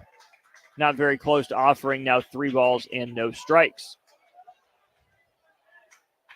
If Herman were to finish as a bat off by getting on base, I presume we would see a courtesy runner as there's a fastball fired in for strike 1.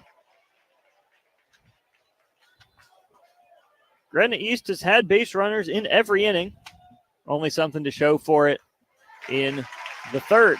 There it is, a 5-pitch walk drawn by Carson Herman. We'll see about the decision here from Gretna East. Will there be a courtesy runner? So far, the answer is no.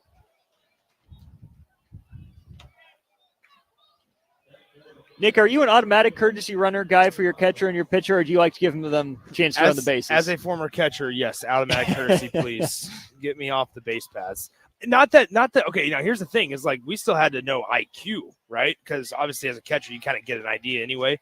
But ultimately enough, when it's all said and done, you're kind of preferring a courtesy runner just so you have time back in the dugout, get your gear on, get kind of on track with your pitcher also if any conversations need to be had with your guy on your mound. I think it's also knowing time and score situation as there's a foul ball ripped down the third baseline. Count evens up 1-1 on Curran Boswell. If these guys get to the next level, there's no courtesy runner. They have to be able to know how to run the bases. And here's the thing. On a game-to-game basis as a coach, I'm a big fan of the courtesy runner. Get me more speed on the base paths, get me more action. But in terms of the developmental pipeline, I would say there's just as good an argument to be made for letting your pitchers and catchers run the bases, unless you're in you've played 5 straight days and your catcher's legs are tired, you don't have another catcher, and he needs some of that time off just to, save his legs a little bit. As there's Alex Small demonstrating the value of a good catcher. Good job smothering that breaking ball in the dirt, Nick. Yeah, really, really good.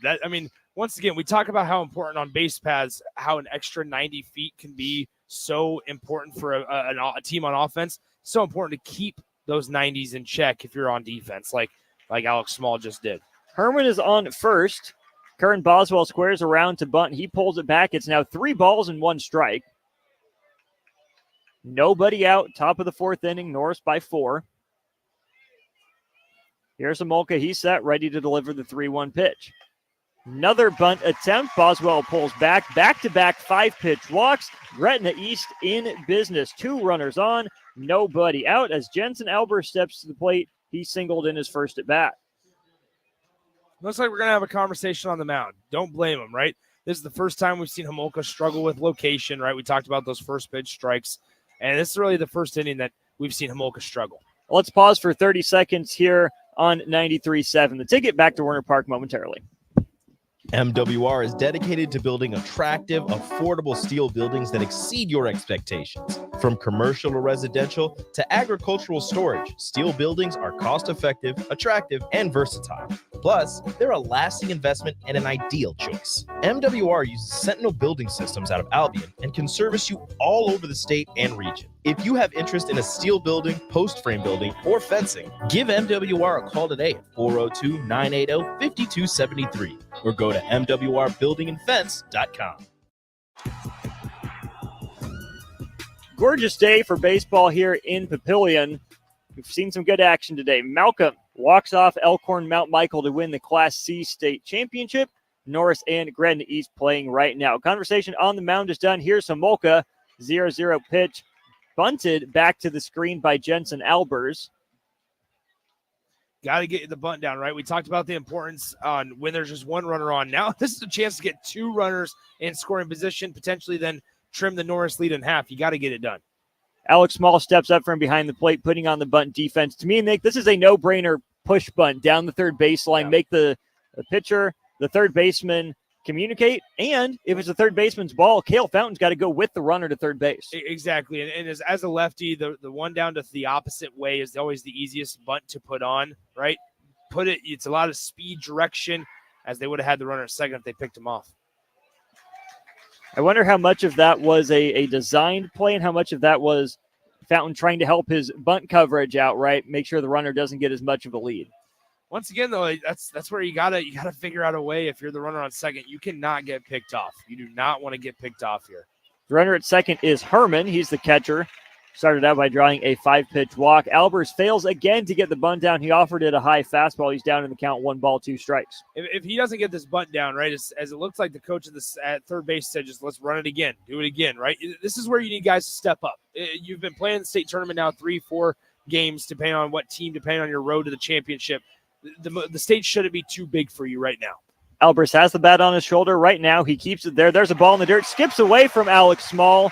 So if you're Jensen Albers, kind of bailed out by the breaking ball down in the dirt that Small wasn't able to block.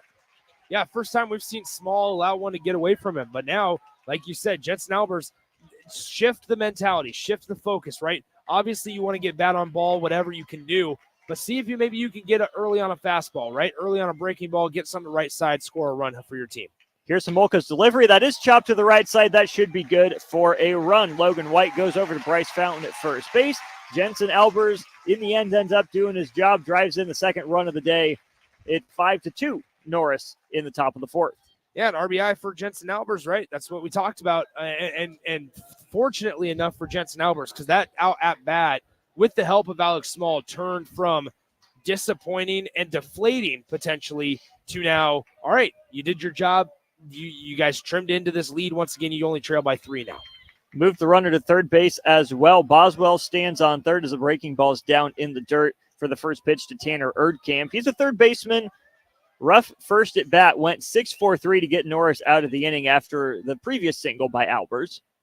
Homolka fastball high and tight. Erdkamp bails out of the way, 2-0. Got to try to take that one, right? Put some more pressure on Homolka.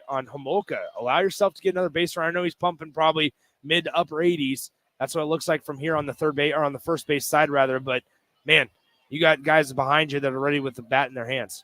Bruises fade. There you go. Back pick to third base. Don't see that one very often. Albers got a little bit of, Boswell, I should say, got a little bit of a late read on it, but the third baseman, Moeller, was a bit far off the bag. 1 out, 1 run across, 1 runner on base. Colton Homolka wearing number 1. There's a strike. Counts 2-1. The approach is the same as it was for Albers here, Nick. At the very least, if your Erdkamp punch something to the right side, get that run in. Erdkamp, blue bat on the shoulder, takes a fastball inside for a strike. He disagrees with the call. Runs to 2-2. If you're Erdkamp here, 2 balls, 2 strikes. Again, put the ball in play. Just find a way. Homolka's delivery breaking ball in the dirt, picked by Small. Count runs full. That's a good pitch sequence. I really like the pitch sequence from Norris, right? It's not just alternating hard and soft, right? But it's also location has been really good today. There's the ball chopped out to Cale Fountain. He gives a look at home, couple crow hops, fires across to his brother at first, but the 6-3 putout does result in another run. Gretna East pulls to within 2. It's 5-3 Norris after a 2 spot here by the Griffins. Good job, right? Did the job. Once again, it was close to, man, if he doesn't do anything here, you're going to look back on a couple of those pitches that he could have worn, gotten a free bag out of it, and no runs. But ultimately enough, you did his job, and like we said, you moved the guys over eventually, no matter how it was, and you were able to put both of them on the board. Here's Colton Nicholson wearing number 16, playing first base. He singled to left his first at bat. Did come around to score the first run of the day on a sacrifice fly by Easton Leahy. Homolka out of the stretch, delivers, big cut and a miss by Nicholson on a fastball, swung right through it. Good approach, right? And that's that sequence that we talked about, right? A lot of times on an 0-1 pitch, you're thinking, all right, breaking ball in the dirt. That time they kept it up with a fastball. Another fastball from Homolka, and he's out of the inning. Nicholson down on 3 pitches, but not before. Gretna East puts up 2 runs on the board to draw back within 2. It's 5-3 Norris as we head to the bottom of the 4th inning. Halfway home at Werner in the Class B state title game. Back momentarily on 93.7 The Ticket. The weather is hot, the kids are out of school, and you're on your way to the lake and summer road trips. Are you getting to your vacation spot comfortably, or is your car letting you down? Mullen Motors lot is full of great vehicles to take home, so you don't have to worry about your current car barely surviving another road trip. Come check out their lot just north of 48th and Layton and find your next ride for summer road trips and beyond. Mullen Motors. No tag-ons, just quality vehicles. Mullen Motors. Here you go. Coffee's on me and my new BFF. I thought I was your best friend forever. BFF like best financial friend at Members Own Credit Union. Right now, they're offering $100 when you consolidate or transfer a loan or an existing credit card balance and meet requirements. Plus, you get great rates and free advice from a financial partner that will put you first. That sounds like a match made in heaven. Members Own Credit Union is the type of bestie you can count on. Get started today at memberzonecu.org/BFF. Limitations may apply. Equal housing opportunity.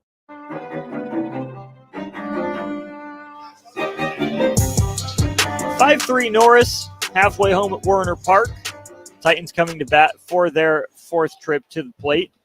It will be 9-1 and 2 up for the Titans. Small, Michael, and Fountain. Trevor Cox returns to the hill for Gretna East. He's thrown the first 3 innings.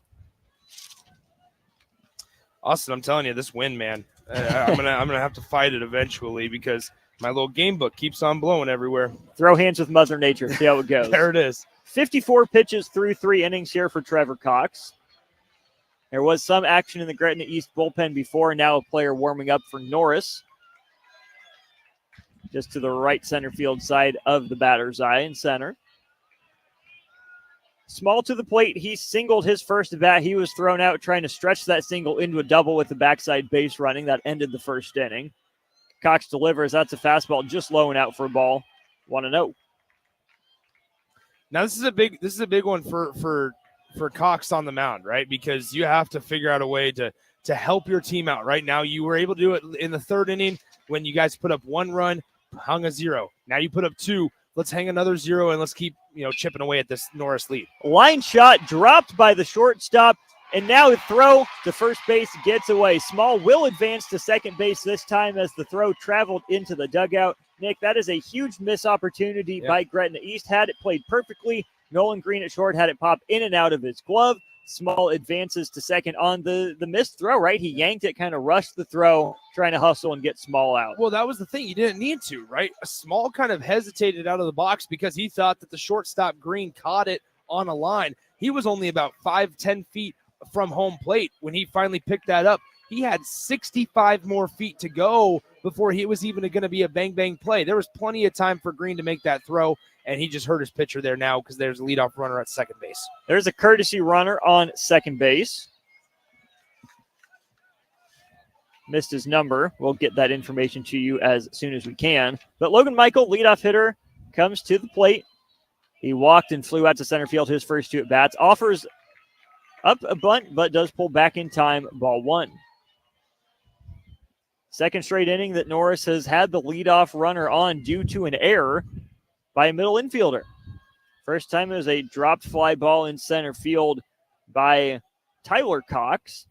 Now an error by the shortstop, Nolan Green. Trevor Cox gives an inside move to second. Decides not to throw over. I believe that's Kyson Gaina on second base, the courtesy runner, number 15.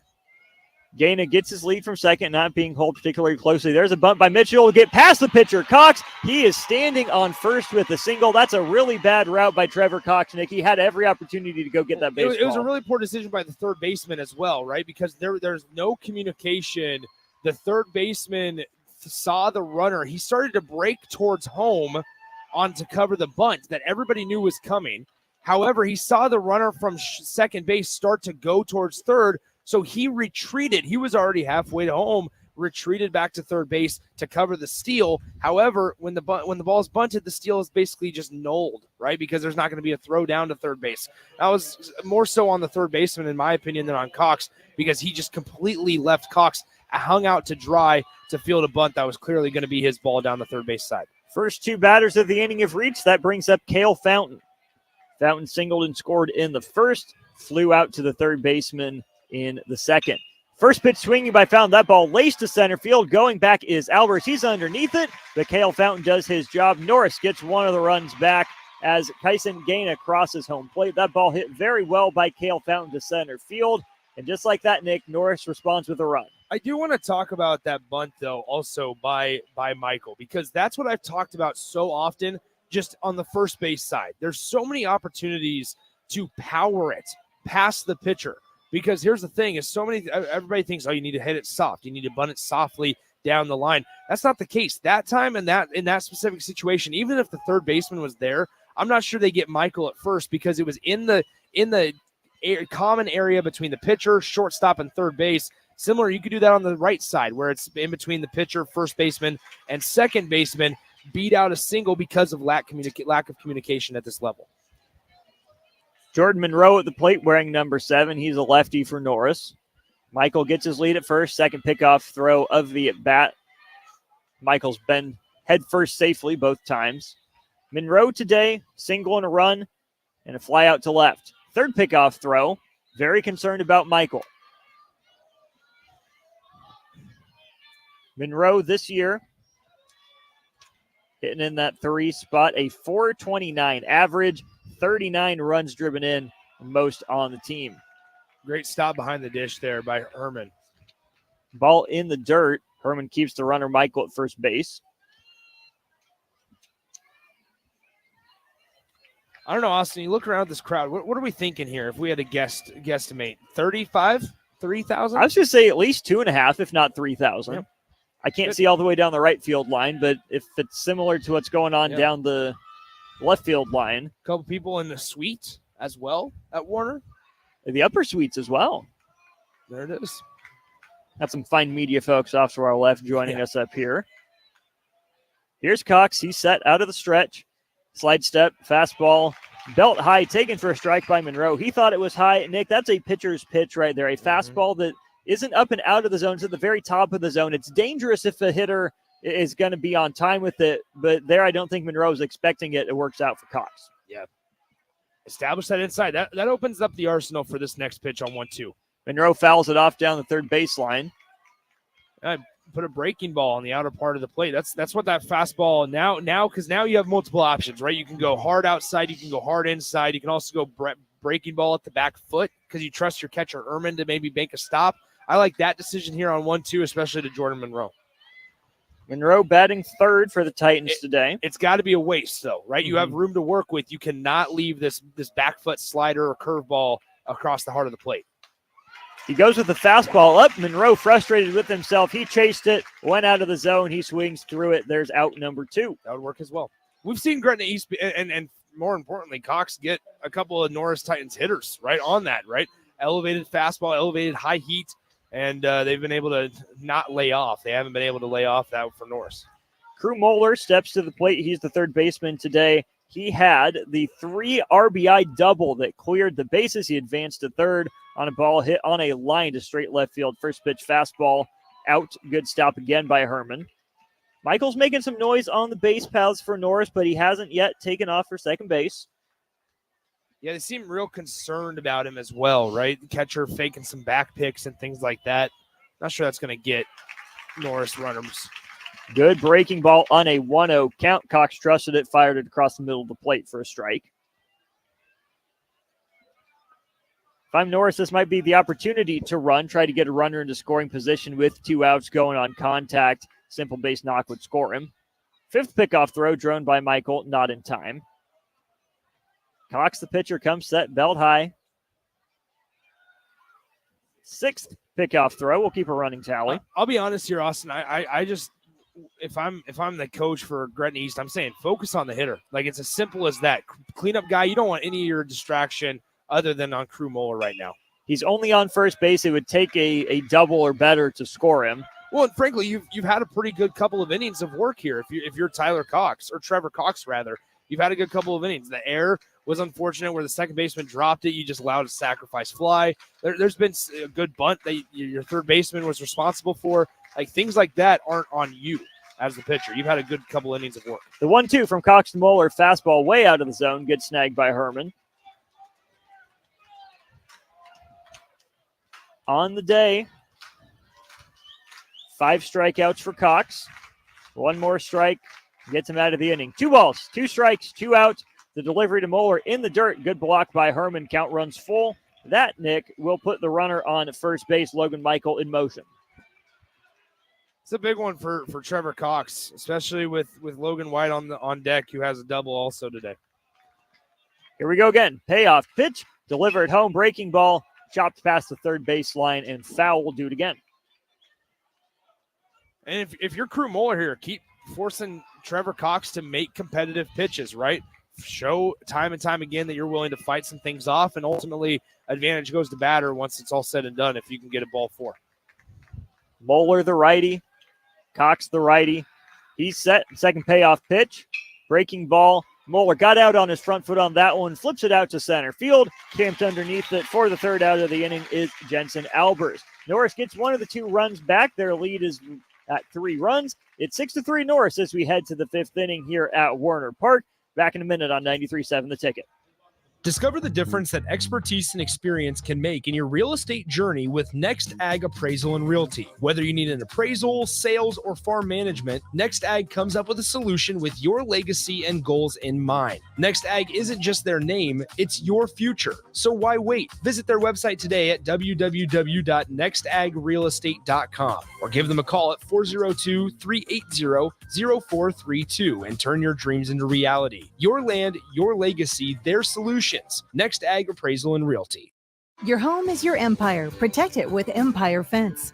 Get a free instant quote with the online estimating tool at empire-fence.com. See an upfront estimate with no hidden fees. An Empire Fence can provide privacy and improve the appearance of your home. Keep kids and pets in or out of your yard, increase security, and add value to your property. Visit empire-fence.com now to view the stylish and maintenance-free possibilities for your home and get a free instant online quote. Let Empire Fence protect your empire. 6-3, Norris over Gretna East. The Titans, the 1 seed. The Griffins, the 3 seed.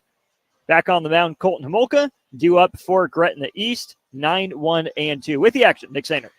Thank you, Austin. Once again, 9-1-2 brings up Craigle to start. Craigle had that sacrifice fly that ended up, the sacrifice bunt that moved Nicholson over back in the 3rd inning. Seth Craigle, number 12, for Gretna East, getting the start in left field today. So we are just moments away. Colton Homolka back onto the mound, as Austin said. He's gone through 4 innings of work as we enter the top of 5 with a strike down the middle, 0-1.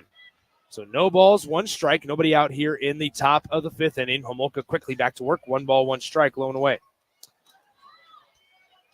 Nobody warming now, Nick, but between innings, we did see whoever it was warming up in the Norris bullpen make their way back to the dugout. 1 ball, 1 strike. The pitch, soft chopper, left side, foul.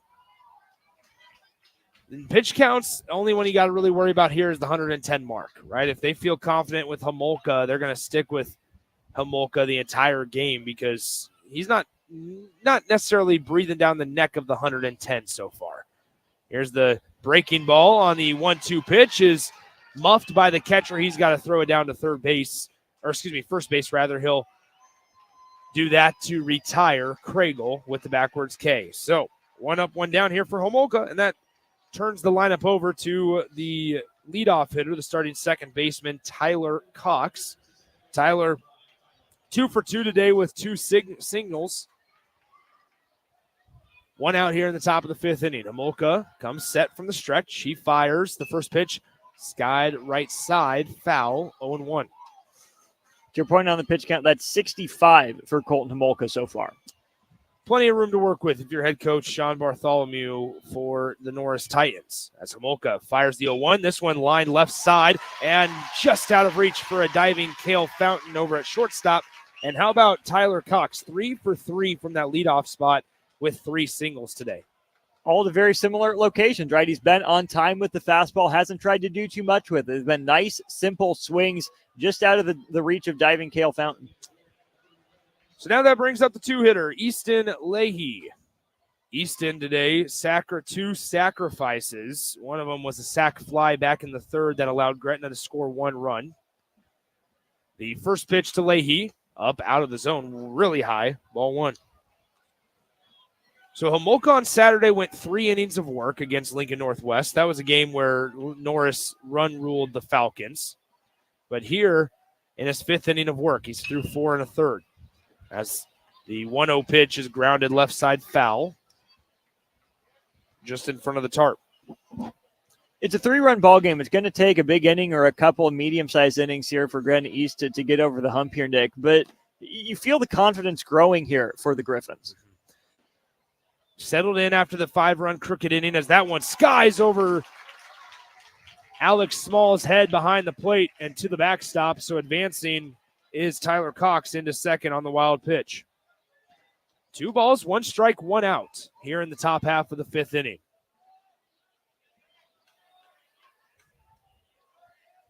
Homolka coming set, runner at second.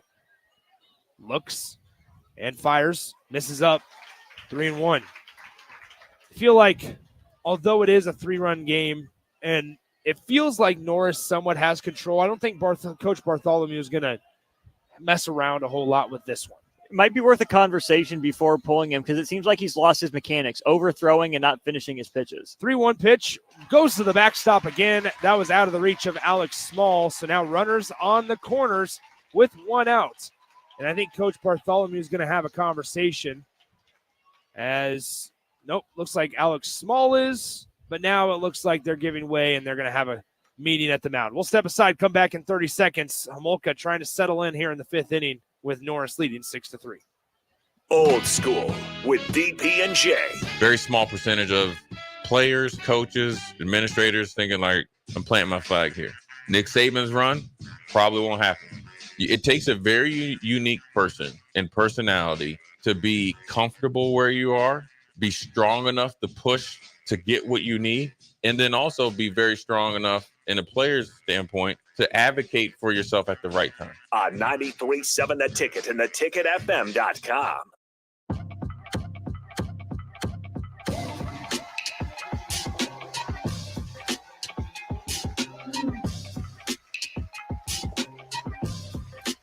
So Colton Homolka's day is now done as Norris is going to turn to the bullpen.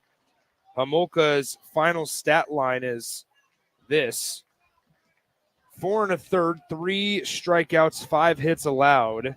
He walked 2 guys, and it came, 3 now after just walking Easton Leahy.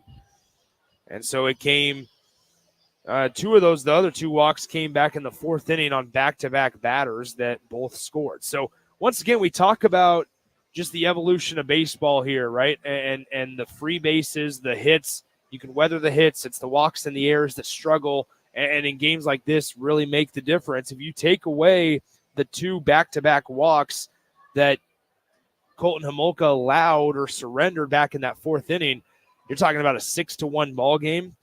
And now here you're talking about just a runner on third base rather than runners on the corners. And so Colton Homolka's day is done as they turn to a new righty arm in the form of number 14, Porter Dutter.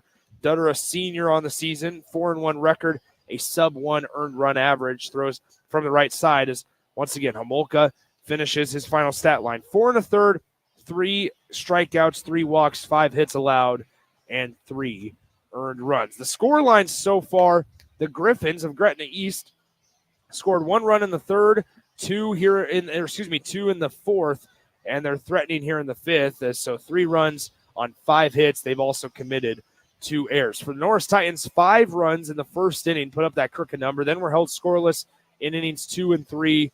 They put up 1 run in the bottom of the 4th inning. So now 6 runs, 8 hits, no errors committed by the Norris Titans. And so here, once again, as it'll be number 14, Porter Dutter coming into the game, sub-1 earned run average, 4-0 record on the year for the senior out of the bullpen. He'll inherit runners on the corners. Those will be the responsibility of Colton Homolka. And so, once again, Dutter now faces 3, 4, 5 in the Gretna East order, and due up first, it'll be the starting shortstop, number 7 for the Griffins, in the form of Nolan Green. 3rd time through the order penalty is a thing, Nick, right? That just flipped over for the 3rd time with Cox and Leahy, the single and the walk back-to-back. I like this move from Coach Bartholomew. Only 1 out, but you're still just 1 pitch away if you're Norris. Go get your best guy with the best record on your team and the lowest ERA. Trust him to make a pitch. So once again, your score 6-3. Norris with a 3-run lead over Gretna East, but Gretna has 2 runners on base on the corners with 1 out here in the visiting half of the 5th inning. Dutter's first pitch, as showing bunt, was Green. He brought that bunt down, a pinch hitter. It's going to be number 13, Chase Neiman. So after Green goes 0 for 2 with a rollover ground ball and a strikeout swing, and they bring in Chase Neiman. And it's blown away, ball 1.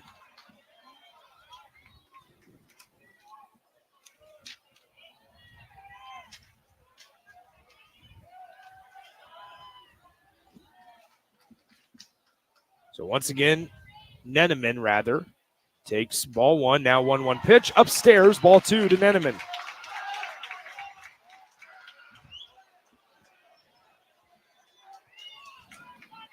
Kind of surprised to see the leadoff hitter Tyler Cox or Easton Leahy not in motion as the DH here, Nick. 2 balls, 1 strike. Dutter comes set. There goes the runner from first. They'll throw down to second, and it's well out of the reach of Cale Fountain. Coming in to score is Cox, and Gretna East makes it a 6-4 ball game. and a runner currently stands on second base with just one out. That ball was out of the zone. It was a friendly spot for Alex Small, where he was able to get up in his stance and fire to second. He just kept his chest high and airmailed that one to center field. Put pressure on the defense, right? No matter how good a team is, make them beat you. Make them make plays. So once again, that's a stolen base. And on a 5-pitch walk, Neneman draws the base on balls. So now runners on first and second. Once again, Dutter with a .44 earned run average, giving up less than a half a run per appearance. And here he is, runners on first and second for Carson Herman. Herman exhales deeply before stepping into that right-handed batter's box, holds the bat high, and Dutter comes set. One out here in top of the fifth. First pitch, outside corner, strike one. Started Neneman off with the first pitch fastball for a strike and then lost him. 4 straight balls. By the way, you are listening to KNTK FM 93.7 The Ticket. The 0-1 pitch. Swung on and missed. No balls, 2 strikes. We talk about in high school baseball all the time. Fastball, breaking ball combo. First pitch, second pitch. Herman looked surprised by it. You saw him get way out in front and then just use his arms to swing. No balls, 2 strikes, 1 out here in the top half of the fifth inning. Gretna's put up 1, 2, and now 1 in the last 3 innings. The 0-2 pitch in the dirt gets away from Small. A poor ball and dirt read from the runner at second base. The runner at first, Neneman, wanted to go. He was about probably 30 feet off of first base bag before having to retreat back to first base because the runner at second, which in this case is Leahy, did not go. 1 ball, 2 strikes. Herman, the batter, the pitch from Dutter, low and away, ball 2. It's a different ball dirt read at second opposed to first, Nick. If you're at second base, you see the ball down, you get your secondary. You see the ball away, you take off. 2 balls, 2 strikes, 1 out as Gretna East trying to take this game's momentum over. 2 balls, 2 strikes, 1 out. Runners on first and second. The pitch. This one hit well into the left center gap, and that will beat the left fielder. The runner around third. He will score in Leahy. It rolls all the way to the wall. As busted around third, it's Neneman. Neneman will score, and sliding into third is Herman, the cleanup hitter, as he delivers a 1-out game-tying 2 RBI triple. And it's 6-6 as Gretna East has come all the way back and tied it up in the top of the fifth inning. What a piece of hitting. That ball was pasted into the left center field gap. Never a shot for Norris to get to it. Good hustle by the runner on first, Neneman. He got off with contact. He knew that ball was down. He didn't hesitate. And that's the only way I think he scores, Nick, because Cale Fountain has a really strong arm. So there you have it. Herman able to deliver with 2 strikes. They left the fastball up in the zone, and he cranked it to the left center gap. That wind blowing directly to left field, and that baby rolled all the way to where Austin talked about it earlier, where it gets a little bit deeper in that alley in left center field. And now that brings up Curran Boswell. And folks, Gretna East has a runner 90 feet away from giving them the lead as Boswell takes strike 1, 0-1. The Griffins 17-7 coming into the state tournaments. They were able to knock out Plattsmith. They beat Blair on Wednesday and Elkhorn North earlier in the week as Boswell swings and misses at strike 2. All right, even with the infield in, choke up, defend the plate, put the ball in play. Make Norris make a mistake, right? We know this is a talented veteran team, but we've seen mistakes from this inning. Boswell, the batter, and did he go around? They'll go ahead and they will not appeal. Now they will appeal. He did not go. If you appeal right away, I wonder if you get the call, right? The umpire had time to was. think about it, but Nick, we see high school umpires are pretty lenient on the defensive side. If a guy offers, more often than not, they're willing to call it a strike. 1 ball, 2 strikes. Curran Boswell, runner at third. Ball in the dirt. Great stop behind the dish by Alex Small. Needed it, and they got it. 2 balls, 2 strikes as Gretna East has put up 3 runs here in the top half of the fifth inning to tie this game at 6 apiece. Dutter comes set for Norris. He fires to Boswell. Breaking ball chopped short in front of the pitcher's mound. Dutter collects it, fires over to first in time. and staying put at third was Herman. So 1-3 on the put out for out number 2, bringing up number 1, the center fielder for the Gretna East Griffins, Jensen Albers. Nick, if you're Gretna East, you really want Albers to deliver here. It's one thing to have fought all the way back to tie the game, but the psychology of having a lead, of coming back from down 5-0, if you can get over the hump and lead here, I like the position Gretna East is in. Nobody is warming up in either bullpen right now as Dutter comes set. He fires the first pitch to Albers, up and away, ball 1. Don't forget, Craigle started this inning with a strikeout looking.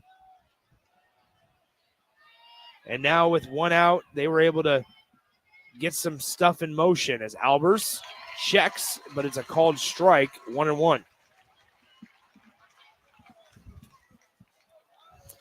1 ball, 1 strike, 2 outs here in the top of the 5th inning. 6-6 is your score. The pitch from Dutter. That's a breaking ball, finds the zone, 1-2. That's a perfect pitch to take to left center field there, Nick. 1 ball, 2 strikes, 2 outs. Dutter's been ahead in the count often this inning, just hasn't been able to put guys away. The 1-2 pitch from Dutter. Breaking ball, swung on and missed. And that will do it for the top of the 5th inning. However, the Gretna East Griffins tie it up.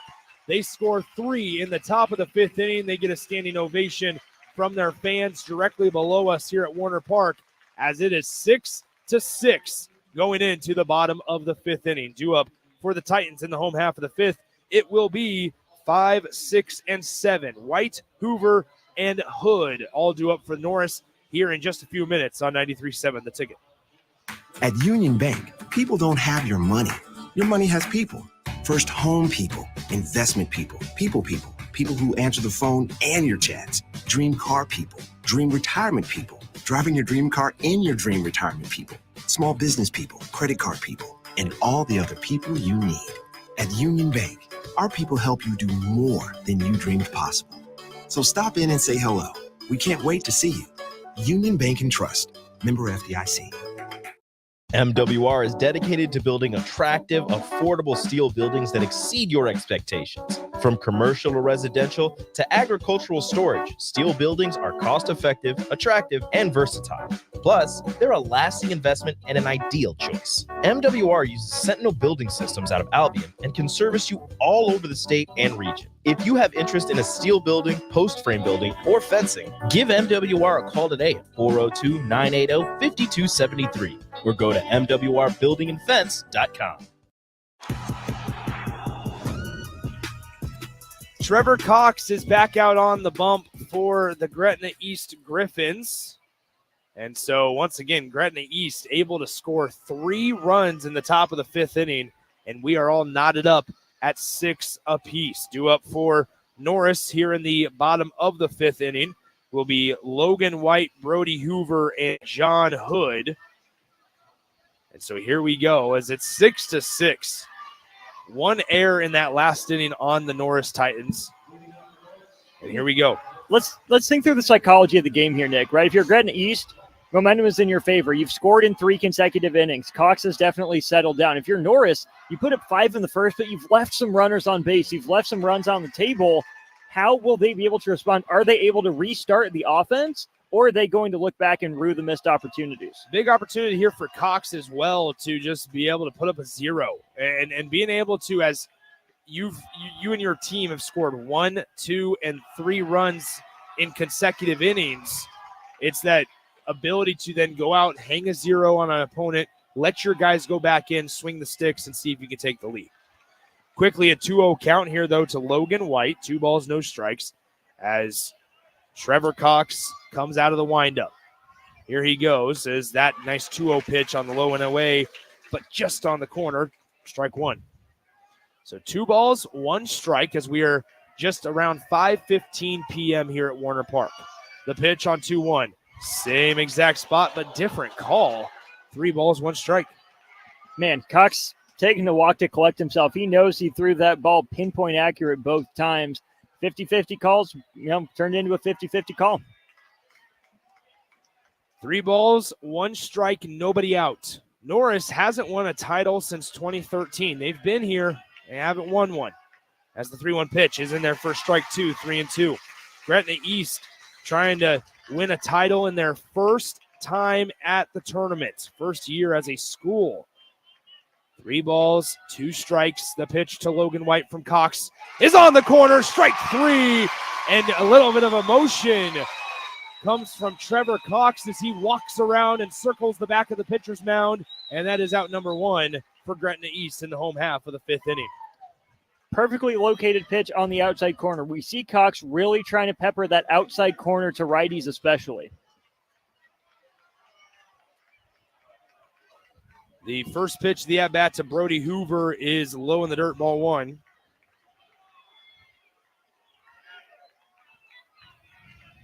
One ball, no strikes. Here's the pitch from Cox, low and away, ball 2. Quick conversation here between the catcher Herman and his pitcher Cox. Pitch count still in fine shape. I haven't seen a big dip in velocity from Cox here, Nick, but man, after a big strikeout to come back with 2 straight balls, I like the approach of Hoover, being patient, but if you're Cox, you've got to keep attacking the zone. To your point, don't let Norris drag this out. Get your team back in the batter's box as quickly as you can. So once again, I will say I appreciate Daryl Everhart in this case, the coach of Gretna East. After that 5-run first inning, it would have been easy to pull Trevor Cox, or at least say, all right, you have a tighter leash on you here. He's allowed him to settle in, and now Trevor Cox has evened up this count at 2-2. And this is a young Gretna East team. Again, no seniors on the team. For a young team to respond the way they have, big tip of the cap.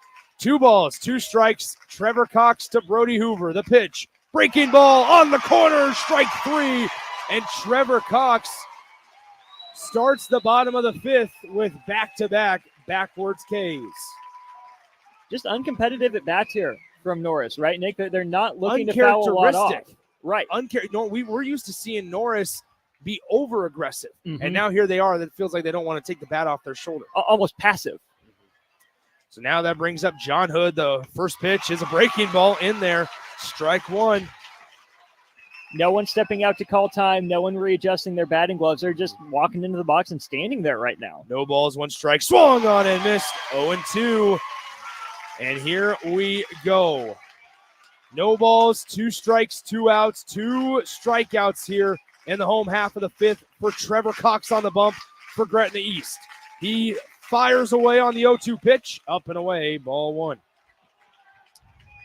You can feel the momentum shifting from one side, that third base dugout, to the first base dugout as Trevor Cox fires in the dirt, 2-2 with 2 outs here in the bottom of the 5th. 2 balls, 2 strikes, 2 outs. Trevor Cox got Logan White and Brody Hoover looking, and now this one grounded to shortstop, muffed by the shortstop Neneman, who pinch hit for Green last inning. And on the first opportunity, he commits Gretna East's 3rd error of the day. Probably seems innocuous, but Nick, we know a team as talented as Norris, it only takes that one miscue sometimes. If you're Cox and the Gretna East defense, you have to shut this down now. So now Bryce Fountain, the 8-hitter, comes up to the plate. Bryce, the younger brother of Cale, steps in, hitting 8th in the Norris Titans lineup. Runner on first is John Hood. Quick pick over, and back in safely is Hood. Once again, it goes back to worry about the batter in this case.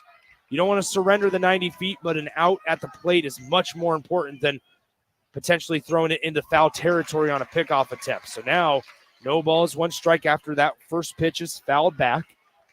Once again, folks, we saw in the Class C game, Malcolm with a walk-off win with scoring 3 runs in the bottom of the 7th inning. Now here, this one tied with 2 outs in the bottom of the 5th, and Class A is going to be just as good as that 0-1 pitch is on the corner, strike 2. So now what do we go with here, right? You've gotten multiple Titans hitters on a fastball elevated, but you've also been able to control your curveball really, really well this inning. We'll see what Trevor Cox goes with on 0-2, 2 outs, runner on first. The pitch Breaking ball hit well out to left field. The center fielder racing in, slides, can't catch it. Around second, here comes Hood, being waved around third. Hood will score, and Norris has regained the lead as they take a 7-6 advantage on one run here in the 5th inning. Nick, I said it before Bryce Fountain stepped to the plate. You cannot let anything continue for Norris. A good effort there in center field by Jensen Albers, maybe playing a little bit deep. That ball was hit up to the left field side. He's playing pretty much straight up. If he's one step over, he catches that ball. It hit his glove anyways. That's really good base running by Norris, by the runner, John Hood, obviously off on contact. That's crushing if you're Gretna East, but a good response by Norris to manufacture a run. So 2 outs still here in the bottom of the 5th, and as soon as Gretna East felt like they were getting all the momentum, Norris has taken the lead right back. They lead 7-6. The pitch now to Alex Small in there for strike one, 0-1. And on an 0-2 pitch nonetheless, Nick. They were 1 strike away from getting out of this one, and now they trail by 1 run, 7-6. Errors are the name of the game as the pitch. This one fouled back our way. It's going to be dropping just below us. Nice catch by a gentleman in the seats as he gives it to a young girl. I'm pretty sure they have to give that back. But she's going to hold on to that one. Nobody's taking that from her. Get on her, NSAA. Come on. No balls, 2 strikes here to Alex Small. Trevor Cox, runner's going. He steps off the rubber, throw to third in time, and that takes the bat out of Alex Small's hands. A questionable decision by the runner at second, Bryce Fountain, as he gets the 3rd out of the inning at third base. And so that will do it for the home half of the 5th. Norris does score 1 run, and they left 1 out there as once again your score after 5 innings of play, Norris 7, Gretna East 6 here in the Class B state championship game.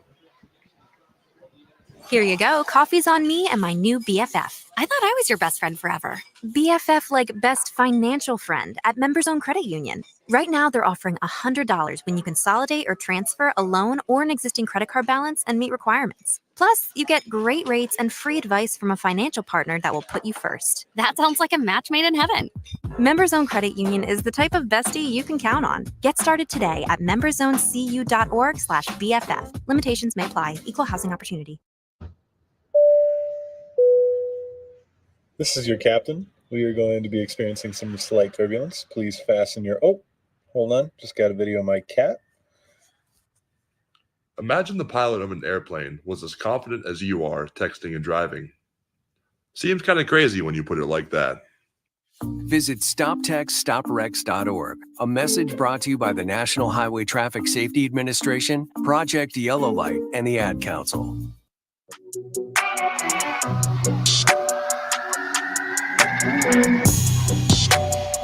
Nick Standard, Austin Norman back with you as we transition to the top of the 6th inning. Norris has gotten 1 back, and they now retake the lead, 7-6 over the Gretna East Griffins as Dutter back out there for another inning of work, and with all the action, Austin Norman.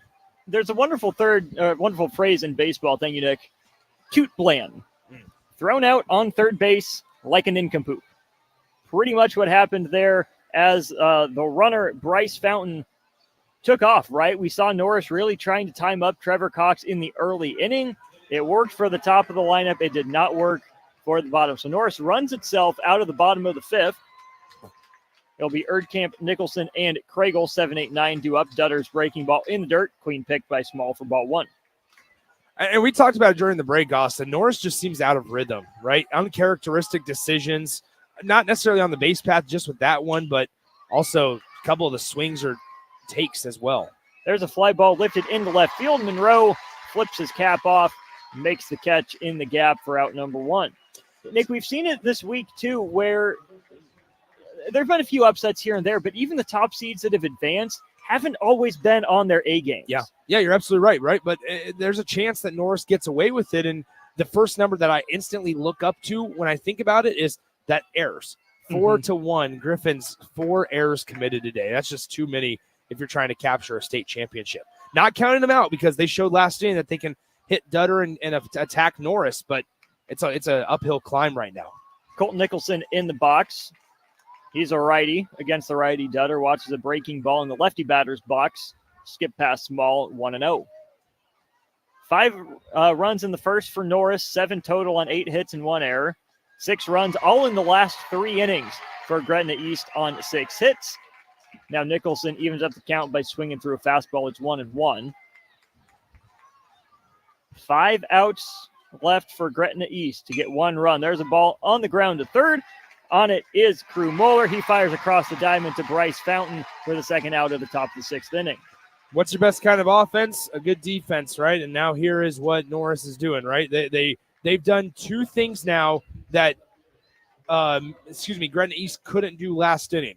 Number 1 was field a routine ground ball. Number 2 was field a routine pop fly. That is now 2 things that Gretna East could not do last inning that allowed Norris to take the lead back that Norris has now done in the top half. Here's Seth Kragel. He attacks the first pitch. It's a fastball up. He fouls it back to the screen. He's down the count 0-1. Kragel was the leadoff batter of that top of the 5th inning. He struck out before Gretna East did the damage. Porter Dutter. Where's number 14? There's a chopper past him. It'll be a tough play for Fountain. He charges. He can't control it. Seth Kragel is on with 2 outs. Nick, that was going to be a tough play for Kale Fountain. It wasn't hit very hard. It stayed on the ground, just got past Dutter. If Dutter had grabbed it, I think they got a chance to get him. But even with the arm of Kale Fountain, Kragel pretty speedy out there in left field, is on with 2 outs. They ruled that an error on Kale Fountain. So that's a tough call on Kale Fountain. I'm surprised that he went with the glove. I was thinking that he would have went bare hand, and if he would have overran it, that's one thing. But, man, to go with the glove and still think that you had enough time, that's a bold call by Kale Fountain. But ultimately enough, they ruled it an error, which is a tough one. Top of the lineup in Tyler Cox. Now for Gretna East, Kragel on first with 2 outs. Small over a breaking ball in the dirt, 1-0. Yeah, that's a tough one. I feel like Fountain would have been a tough play even if he had fielded it cleanly. I think that, maybe tomorrow we take a look at that one and change it to a hit for Kragel. Haven't needed to change anything to a hit for Tyler Cox. He's 3 for 3 with 3 singles, scored a run in the 5th. I kind of let out an audible there because I was just on a 1-0 pitch.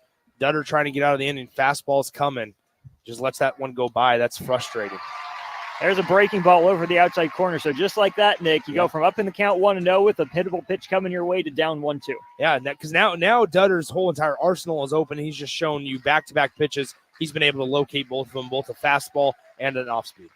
Kragel on first base, takes a shuffle. There's another base hit up the middle. Tyler Cox is 4 for 4 with 4 singles. The tying run moves up to second base here with 2 outs in the top of the 6th. Left a hanging breaking ball right down the middle, and Dutter paid for it, right? And Tyler Cox, how about the day for him?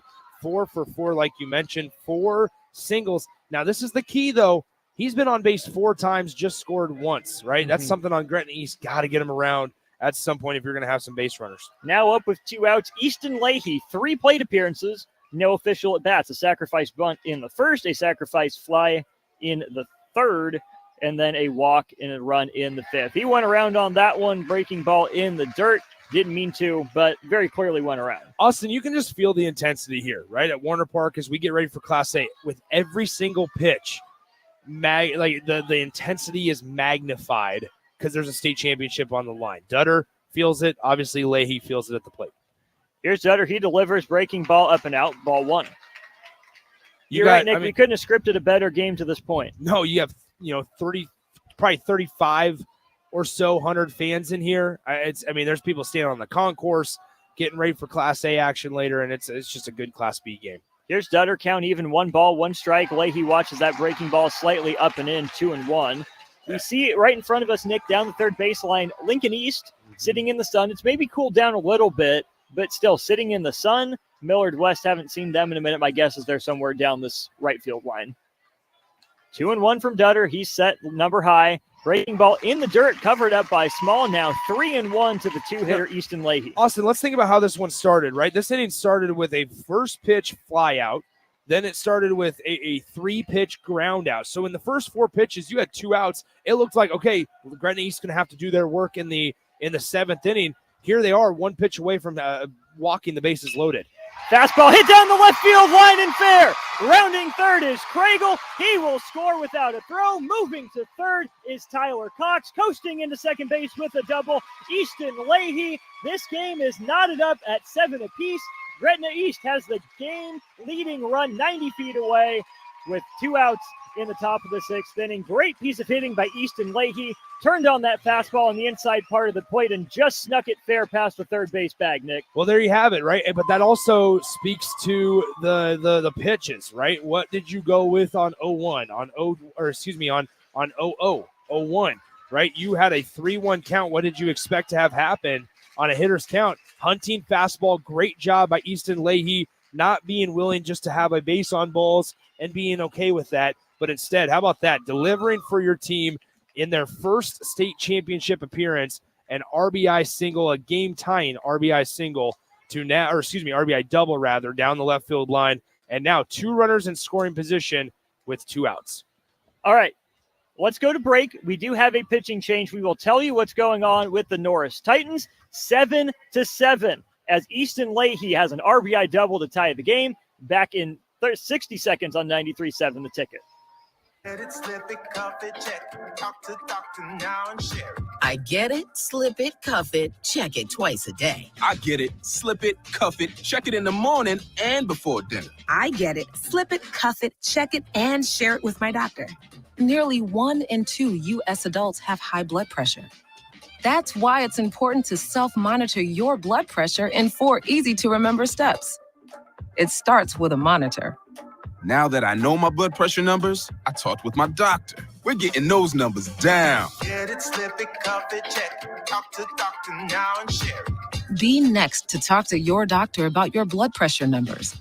Get down with your blood pressure. Self-monitoring is power. Learn more at manageyourbp.org. Brought to you by the Ad Council, the American Heart Association, and the American Medical Association, in partnership with the Office of Minority Health and Health Resources and Services Administration. 7-7. Gretna East was on the brink after just 1 inning. The Griffins have scored in 4 consecutive innings to knot the game at 7. All right, here are the changes for Norris. First off, Crew Moeller, third baseman, heads to the pitcher's mound. He wears number 18. On the year, the numbers for Moeller are as such. He has a 4-0 record with a 3.1 ERA. So Moeller from third base to the pitcher's mound. We saw Caden Keir enter as a defensive replacement in the outfield. Alex Small will move from behind home plate out to third base, and Logan Michael will come from right field. Now he is the catcher. 7-7 our score in the Class B state championship. Norris seeking its first state title in 11 years. They last won it in 2013. Gretna East has never won a state title because why? This is their first year in existence. Nick, what a run for Gretna East, regardless of how this ends, to make it all the way to the state championship, to come back from down 5-0. Here's Chase Neneman. He's batting in the third spot in the order. He replaced Nolan Green in that 5th inning. The righty stands in there against the righty Moeller. Neon green bat. Leading run 90 feet away. Moeller's first pitch, a fastball up and out of the zone for a ball. Just remember how Neneman's at-bat went last time, right? A 4-pitch walk to Neneman, a pinch hitter, like Austin said. That gave way to Herman, the cleanup hitter, to have that bases-clearing triple. So here's Moeller. He's set. Big leg kick, swung on, fouled right back to the netting. Neneman was on that fastball, just missed it. To note for Norris as well, Nick, it'll be Small leading off the inning since he's still in the game, but should it get there, Brody Hoover will be out of the game as the DH replaced by Kier.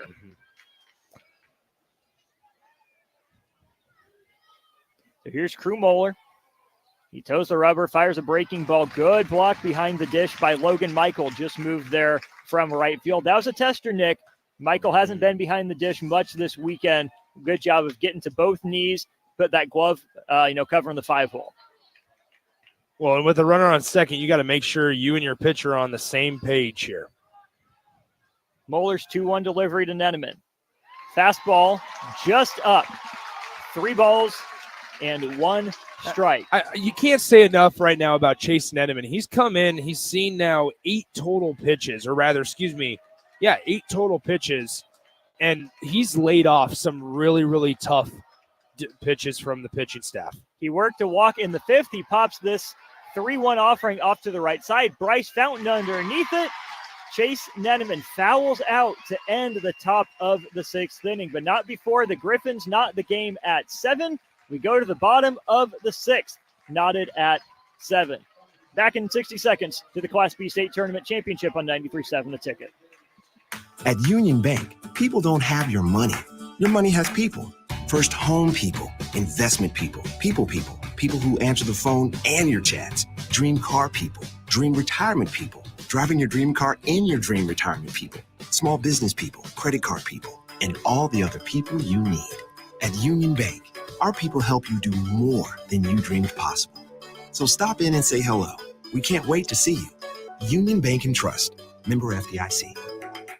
MWR is dedicated to building attractive, affordable steel buildings that exceed your expectations. From commercial or residential to agricultural storage, steel buildings are cost-effective, attractive, and versatile. Plus, they're a lasting investment and an ideal choice. MWR uses Sentinel building systems out of Albion and can service you all over the state and region. If you have interest in a steel building, post frame building, or fencing, give MWR a call today at 402-980-5273 or go to mwrbuildingandfence.com. Trevor Cox, still the pitcher for Gretna East. He has fired the first 5 innings back out there for the 6th. I'm Austin Norman, Nick Sainert to my left. Nick, again, a gutty effort by Gretna East. We heard all the excitement on the Norris side, right? Even though Gretna East came back and tied this game up, there's still a feeling, I think, nerves here on this Gretna East side. They had a chance to take the lead run 90 feet away. Now Norris comes to bat with the game tied at 7. Well, they've had the chance twice, right? They had the chance in the 5th inning and then in the 6th, and they weren't able to come up with a clutch 2-out hit in the 6th. And so, unfortunate time as Alex Small takes strike 1. This is your chance, right? Like a couple of these guys on Norris's squad have committed errors, haven't swung at the best pitches. This is the time to right the ship, right? And be able to kind of, put your team ahead in the bottom of the 6th. Here is Alex Small, as Nick mentioned. He reached his last time up on an error by the shortstop. Small pops that one up right side, drifting toward the Gretna East dugout. Left field wind pushes that one back into the field of play, but Nicholson not quite close enough to get to that one. Small down in the count 1-2. It'll be Small. Logan Michael on deck, relieved Small at the catcher position, and then Cale Fountain, who's 1 for 3 on the day. 1 for 2 with a sac fly. Trevor Cox in the windup. Here's the pitch. Breaking ball in the dirt. Stopped by the catcher, Herman. Count runs even. 2 balls, 2 strikes. 7 runs on 8 hits apiece. 4 errors for the Griffins, 2 for the Titans. Cox is 2-2. Taken on the outside part of the zone. Ruled a ball. That's a really tough take there by Small, Nick. Yeah, a very impressive take, right? Because it worked out with it. It worked out. That's one I think we've seen called a strike 8 times out of 10, and I think we'll see it be called a strike if Cox is able to put another one there. The response from Cox fouled off down the right field side. A trio of Griffins give it a look. It bounces into the stands for a ground rule foul ball. Don't know if that's such a thing, but it is now. 3-2. Trevor Cox to Alex Small. Bottom of the 6th inning, no one out. Norris at the plate. Cox, Small step winds, delivers that pitch taken outside. Alex Small fired up. He tosses the bat back toward the dugout, pumps his chest. He is on with the leadoff walk. Important to note here, Nick, you cannot courtesy run. You can pinch run for Alex Small, but you can't courtesy run for him. Right. He's no longer the catcher. That's Logan Michael, who steps into the left-handed batter's box now. Runner on first, nobody out. Looks like we're going to have a conversation between Cale Fountain, Coach Bartholomew at third, and Michael, the hitter. I think he's probably asking, how do we feel about, do we want to bunt here? Cale, you want to be tasked with getting the base knock? What's your strategy here, Coach Sainert? You need 1 run. You need 1 run. Trust your bullpen. Absolutely bunt your guy over. I know that's like people make fun of that for like the pious way of thinking, but you are in the state championship. You need one run. The little things mean the most. You look up, the Griffins have 4 errors today. It's not a given that they can make a throw over to first base right now. It's 7-7. You feel like if you're Norris that you shouldn't even be in this position. I'd bunt that guy over. That's an important 90 feet. And put that in the hands of your best hitter, Cale Fountain. Michael plunked. Go-ahead run, moves up to second base. So after a 7-pitch at bat that ends in a walk, Logan Michael put on first base. Nobody out. Here comes Cale Fountain, one of the top hitters in the state today. He has a single, a pop out to third base, and a sacrifice fly to center field. Conversation happening at the mound. That looks like it'll be the day for Trevor Cox. What an effort from number 3 for the Griffins, Nick. He steps to the back of the mound. Coming in from center field will be Jensen Albers. We'll take a break, be back in 60 seconds. Norris runners on first and second with no one out in the bottom of the 6th. We'll bring you more action right after this on 93.7 The Ticket. Here you go. Coffee's on me and my new BFF. I thought I was your best friend forever. BFF like best financial friend at Members Own Credit Union. Right now, they're offering $100 when you consolidate or transfer a loan or an existing credit card balance and meet requirements. Plus, you get great rates and free advice from a financial partner that will put you first. That sounds like a match made in heaven. Members Own Credit Union is the type of bestie you can count on. Get started today at memberzonecu.org/BFF. Limitations may apply. Equal housing opportunity. Early break with Sip and Jake. Harvey Perlman was there. Hey, Harvey, sir. Harvey sidled up to me and said, Sipple, a little out of context. So I was driving back. I called Pelini and I told him what Harvey said. He goes, Sipple, you should have told him anytime he's not near a sewer, he's out of context. Whoa! Early break with Sip and Jake from 6 to 8 every weekday morning on 93.7 The Ticket.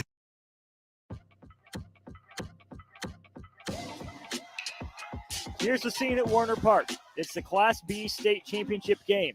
Top-seeded Norris, number 3 seed Gretna East are tied at 7 apiece. We're in the bottom of the 6th inning. 2 runners on and nobody out for Norris, and one of the most dangerous hitters in the state, Cale Fountain, due up to bat. We just had a pitching change for Gretna East. Trevor Cox's day is done. I have him at 101 pitches, just 9 shy of the 110 or the batter that you start in of running into that hard pitch count. Jensen Albers, a lefty, makes the trot in from center field. We'll get you the defensive replacement as soon as we can. Nick, I'm of 2 minds of this. Albers a lefty, Fountain a righty. I don't love that you give the platoon advantage to such a dangerous hitter, but here's the thing.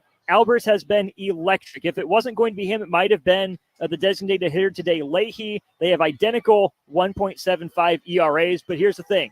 Albers has been in the flow of the game. He's been out there in center field. Fascinated to see how this decision plays out for Coach Everhart and the Griffins.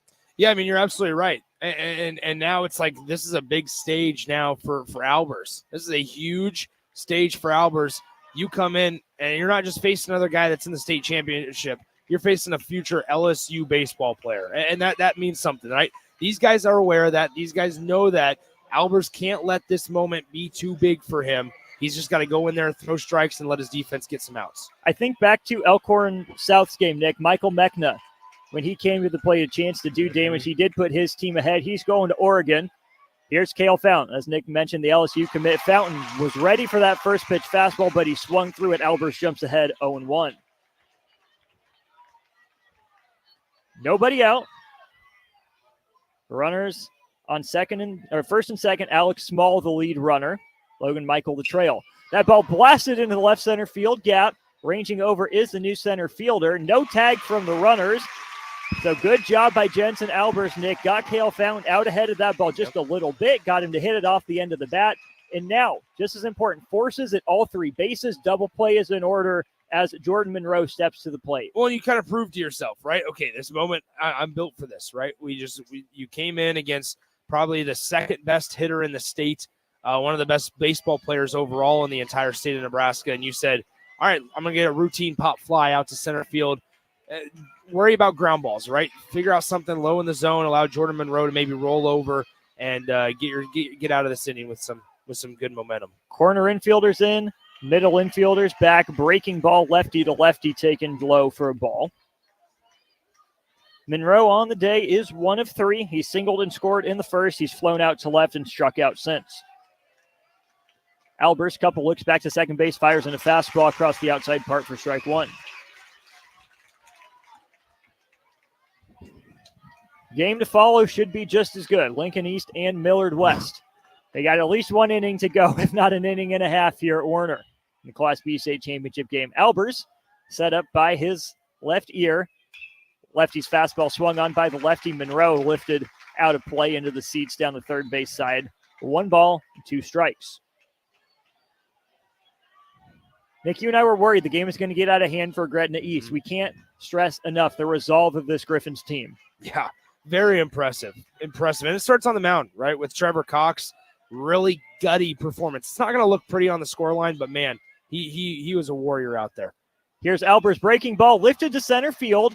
Looks like we will have a tag from the runner's ball. No, the center fielder will not get there. He is unable to track it down. Looks like he had a beat on it. Here comes Small. The cutoff throw is in the hands of the second baseman. And there it is, Nick. Jordan Monroe delivers a ball just a foot shy of the warning track.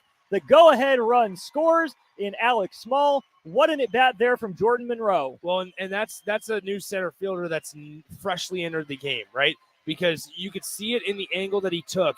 That ball with the wind pushing out to left field. He started his route towards right field. He felt like it was to his left side. He drop stepped to his left towards the right field fence and then got turned around. And by the time he made up a ground, he realized that he couldn't make up enough ground, and it hit the warning track. The batter now, Crew Moeller. He is on the mound for Norris. Also mentioned that ball was just really well hit by Jordan Monroe. There's a line drive, and it bounced. The runner looked back. I apologize. I looked down to check my score sheet. A one-hopper to the third baseman that was fielded cleanly by Erdkamp. Did not run at the runner on third, to your point, Nick, who was a ways off the base. So the runner at third, in this case, it was Michael, correct? Yes, Michael. Yes. He was probably 30 feet off of third base. That's one of those. And you're in even with him. You're even with him. That is, as a third base, man, you allow yourself to run right at that base runner. Now, you got the out at first base, but unfortunate situation, especially if on a base hit here, 2 runs are scoring instead of just 1. Now here's Logan White looking to tack on some insurance. Albers is out of the windup now. The lefty delivers, ball in the dirt. It kicks away from the catcher. Michael will not advance. That's another example, right? If a ball goes back to the backstop here, you're talking about allowing a run to score instead of not just allowing somebody to advance from second to third. Should also note the runner that scored was a pinch runner. They've put one in for Alex Small. It was Austin Holt who ended up scoring from second on that double by Jordan Monroe. The 1-1 from Albers to Moeller. Fastball taken outside for a ball. It's 2-1. Missed opportunity too there, Nick, by Moeller. He chopped a ground ball to the pull side. If that's to the right side, maybe his runner has a chance to score. But instead he hit it really to the one place that gave his runner no chance. Breaking ball perfectly spotted up by Albers on the outside corner. That's a soft breaking ball that just tailed back enough to hit the outside part of the plate. Yeah, there's not a whole lot that Logan White can do that one except have a worm burner to the right side. 2 balls, 2 strikes. Albers in the windup. He delivers. Fastball dropped by the catcher, Herman. Nick, it looked pretty good. Maybe he gets the call if he's able to squeeze the ball. It's the little things, Austin. It's little things, extending pitch counts. And that comes with the violent hands behind the dish. He was so concerned about pulling that ball that ball that was almost a strike up to the zone that he dropped it. Albers full count pitch in the dirt. Bases are loaded as Logan White draws the 6-pitch walk. That brings to the plate, I believe that's going to be Kier. Yes. Caden Kier, who was inserted into the field to play right field. Nope, looks like Brody Hoover is back and they re-entered. All right, yes. Perfect. So Brody Hoover has re-entered. So now you have Albers on the mound going out of the windup with bases loaded. Another lefty-righty matchup you would think favors Norris. On the year, Brody Hoover, a .383 batter, 23 hits and 60 at-bats. He's driven in 20 runs. Breaking ball just off the plate, 1-1. Hoover today struck out swinging in the first, singled in the third, and then struck out looking in the fifth. There's a ball through the left side. 1 run scores. Here comes the runner from second. The left fielder bobbled the ball, though both runners score standing up. No throw, and just like that, Norris takes it from a tie game to a 3-run lead, and they're still trucking. There's Brody Hoover, re-enters into the game. That is a 2-run single through the left side. Important insurance runs, right? You think back to that 3-run 5th inning for Gretna East as you kind of picture, okay, what does Gretna need in the top of the 7th here? They're going to need at least 3, potentially more, and man, you had to have some Norris miscues. So now it's, once again, you feel pretty good about it if you're Norris, saying we just need to take care of business in 1 inning in the top of the 7th, and a Class B state title is ours for the first time since 2013. Michael scores. Monroe scores. Here's John Hood. Laces one to the left center field. Gap center fielder will not get there. It bounces in front of him. He cuts it off, and now it's off his glove. 2 more runs come to the plate. Here's John Hood digging for third. He's in without a throw. It is an offensive explosion in the bottom half of the 6th inning for Norris. They scored 5 runs in the first, and now they have 5 runs in the 6th. The 2 latest off the bat of John Hood, a 2-run triple. Let's talk about what we talked about at the start of the game, prior to the first pitch. This is not Gretna East's game if it gets up near double digits in runs. They've been able to score 7, and they could potentially score more. But once you get up to the 10, 12, they don't have the type of offensive firepower that Norris has. You look at it, Norris has walked 4 Gretna East Griffins. They've all came in to score. You take away those 4 free bases, and we got a different ball game. Now Fountain goes after the first pitch. Off the fist, right back to Albers, who spikes the ball in frustration. Early on, it was the defense letting him down. Norris really squared up a couple balls. They take a 5-run lead to the top of the 7th inning, 3 outs away from their first state title from 2013. Is there one more rally left in the Griffins, or will the Titans get back on the state championship board? We'll tell you about it in 60 seconds on 93.7 The Ticket. As an 18-year-old, I let my mistakes kind of take over my life. I was 0.5 credits away from completing high school, and I didn't do it. 10 years later, at age 28, Jackie finished her high school diploma. When I found out that I was pregnant, I know that I had to do something for myself if I wanted to make her a better person and provide a better life for her. My family never stopped pushing for me to be better because they knew what I could become and who I could become as a person. My support team is amazing. The educational director, my sister, and even my 7-year-old daughter has just been more than the support that I could ask for. I've been given an opportunity, and I'm just thankful for it. No one gets a diploma alone. If you're thinking of finishing your high school diploma, you have help. Find free adult education classes near you at finishyourdiploma.org. That's finishyourdiploma.org. Brought to you by the Dollar General Literacy Foundation and the Ad Council.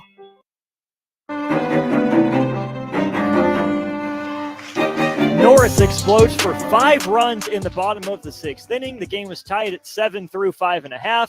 Now it's 12-7 Titans. To put a bow on this game, Nick Sainer. Thank you, Austin. Been a really good one. 2 innings here that the Titans have scored 5 runs apiece in.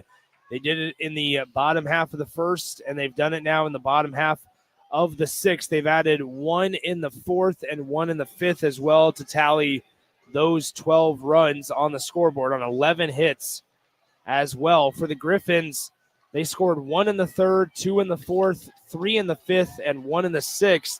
And you sit there and you look at that scoreline and say, man, you feel like that should be enough to win you a baseball game. But then you look to the right of the hit column and you see 4 errors next to the Griffins' name. And a couple misplays that won't go down as errors. Yes, a couple misplayed balls in center field as well, a couple of muffs in the infield. And you wonder, man, we really feel like we let this one get away. It's Moeller as he forces a swing and miss on the first pitch at the top of the 7th to the cleanup hitter, Carson Herman. First pitch swinging, do you agree or disagree with the approach from Gretna East? Agree. I like the aggressiveness. Also, you're down 5 at this point. Got to get something happen. As first pitch fastball as well, because Norris's mindset here is throw strikes, get us out of here, let's win a title. They're going to try to just not try to be too cute about it, as this one's skied high at the catcher, And it's fielded by the catcher. It got dicey there. Michael, Alex Small was standing on third base, hands on the knees going, oh boy, that would have dropped in fair territory as well. That makes it so tough because not only does that ball have so much backspin on it, it's blowing back into the field of play with that wind going out to left field. Michael is absolutely the closest player there, but Nick, that's where if I'm Small, I am on a line trying to call him off and make the simpler, easier play. So now Curran Boswell steps in as he skies this one high to the catcher once again. The pitcher calls everybody off, and he catches it for out number 2, as that means the Titans are 1 out away from winning a state championship.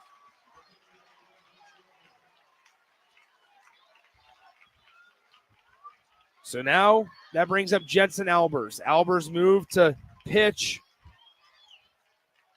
for Gretna East. Norris 21-5 coming into the state tournament. They suffered losses in the first game of the year to Bellevue West. They lost later to Blair 6-4. They lost to Lincoln East, and they lost to Elkhorn North. But here, just 1 out away from standing on top of the Class B rankings. As the 1-0 pitch, up and away, ball 2.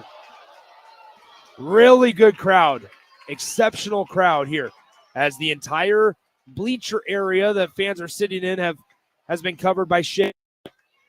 2 balls, no strikes, 2 outs to Jensen Albers. Up and away, ball 3.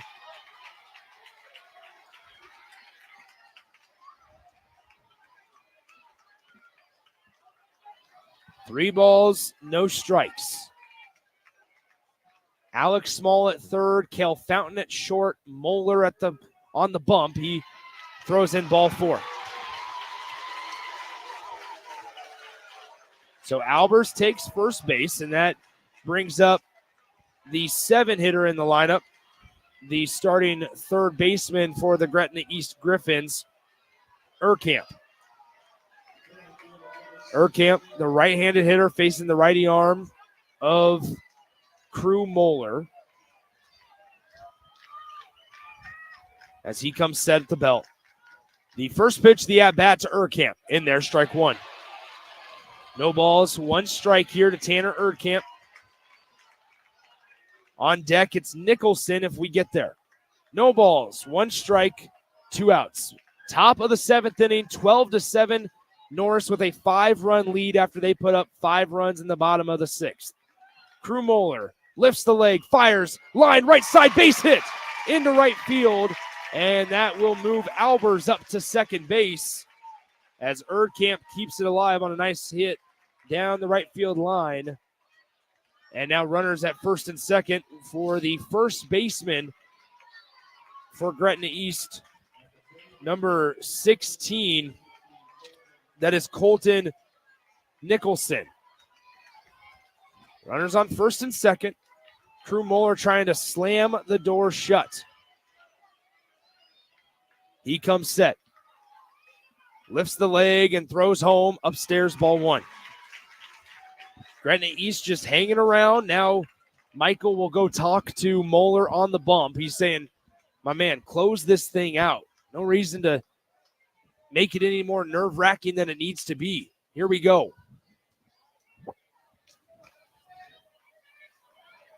You understand why it's gotten to this point, though, Nick. I mean, it's been a long road for both of these teams. This is the end of the season, one way or the other in this inning, unless something absolutely crazy happens. Now is not the time to lose focus, even with 2 outs. Crew Moeller comes set. The 1-0 pitch to Colton Nicholson.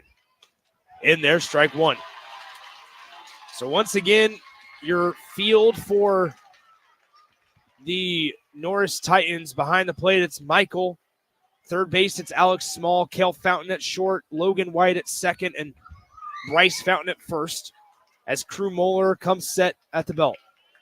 Colton Nicholson, the right-handed hitter, facing the righty arm, swung on, fouled it off right side, and the Titans are once again 1 strike away. 1 strike away from their first state title since 2013. They beat Pius X. They were runner-up since then in 2015, 2017, 2018, 2021, and 2023. trying to finally climb the mountaintop. Crew Moeller comes set with Nicholson in the box. He fires home, and it hits him.